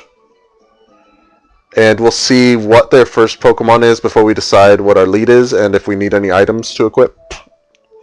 While I do have a list of all trainers and their Pokemon, as I'm doing a casual run, I don't want to look it up unless I really have to.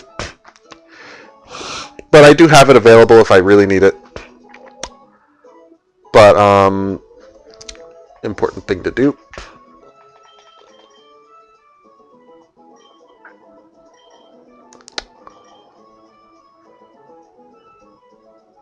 Also, in case you're wondering, kin is Japanese for metal. Or, actually, I think it's Japanese for gold. It's one of those two. I don't remember which one.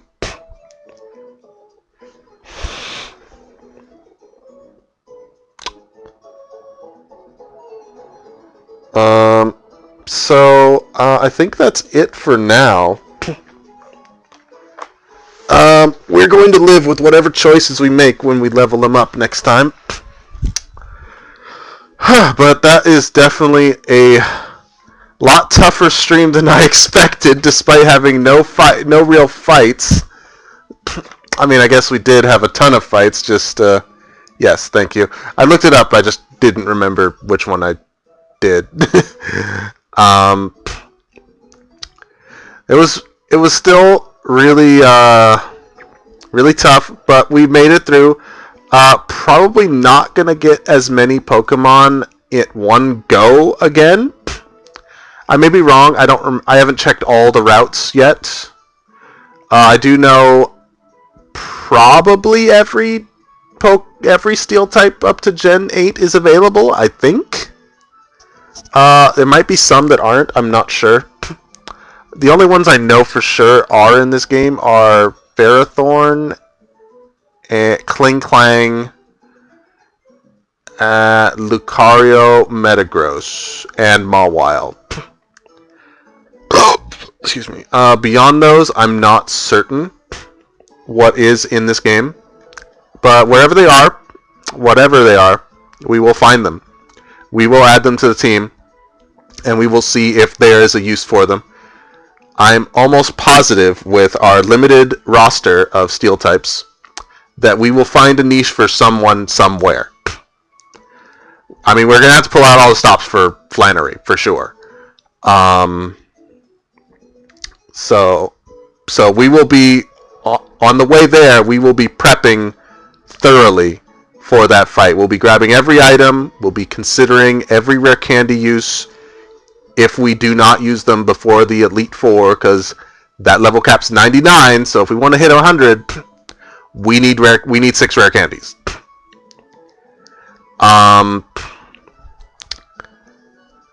Hopefully we can save those rare candies until then, but it may not be possible. There are a lot of level caps in this game, not just gym leaders, but also tough fights like grunts or story progression stuff like team leaders fights, all sorts of level caps, which you can look up if you look up the run and bun, which when you look it up, it comes with its own documentation, so you can always check. You'll always know what level caps are when I'm playing, because I'll be at the max level cap, because I thought I was going to just level up if I need to. I need to for every fight. I need to be max level for every single fight. I did not think I would need to, but oh my goodness, I need to. If you watched last time, it's split into 3 parts because there was some stream trouble. But you'll see, we struggled for every inch, basically. There was a couple gimmies, like a couple ones that I was able to just sweep through with Piplup and its bubble and its water moves, but for the most part, we struggled for every inch. Especially since we only had 2 Pokemon at the time. Sometimes 3 of that 2 Pokemon, but Anyway, next stream we will be back to trainer battles. The one advantage we had this time was wild Pokemon don't know what the hell they're doing. Trainers, unfortunately, do. And they have a lot more strategy, a lot more items, and a whole lot more trouble. But until then, I hope you enjoyed the stream, and I will be putting up the VOD within the next few days on my YouTube as usual. But until then, it's been fun. I will now attempt to turn off the stream without a mouse. That's gonna be fun. I mean, I guess I could just Alt F4 on Streamlabs, but that just feels weird.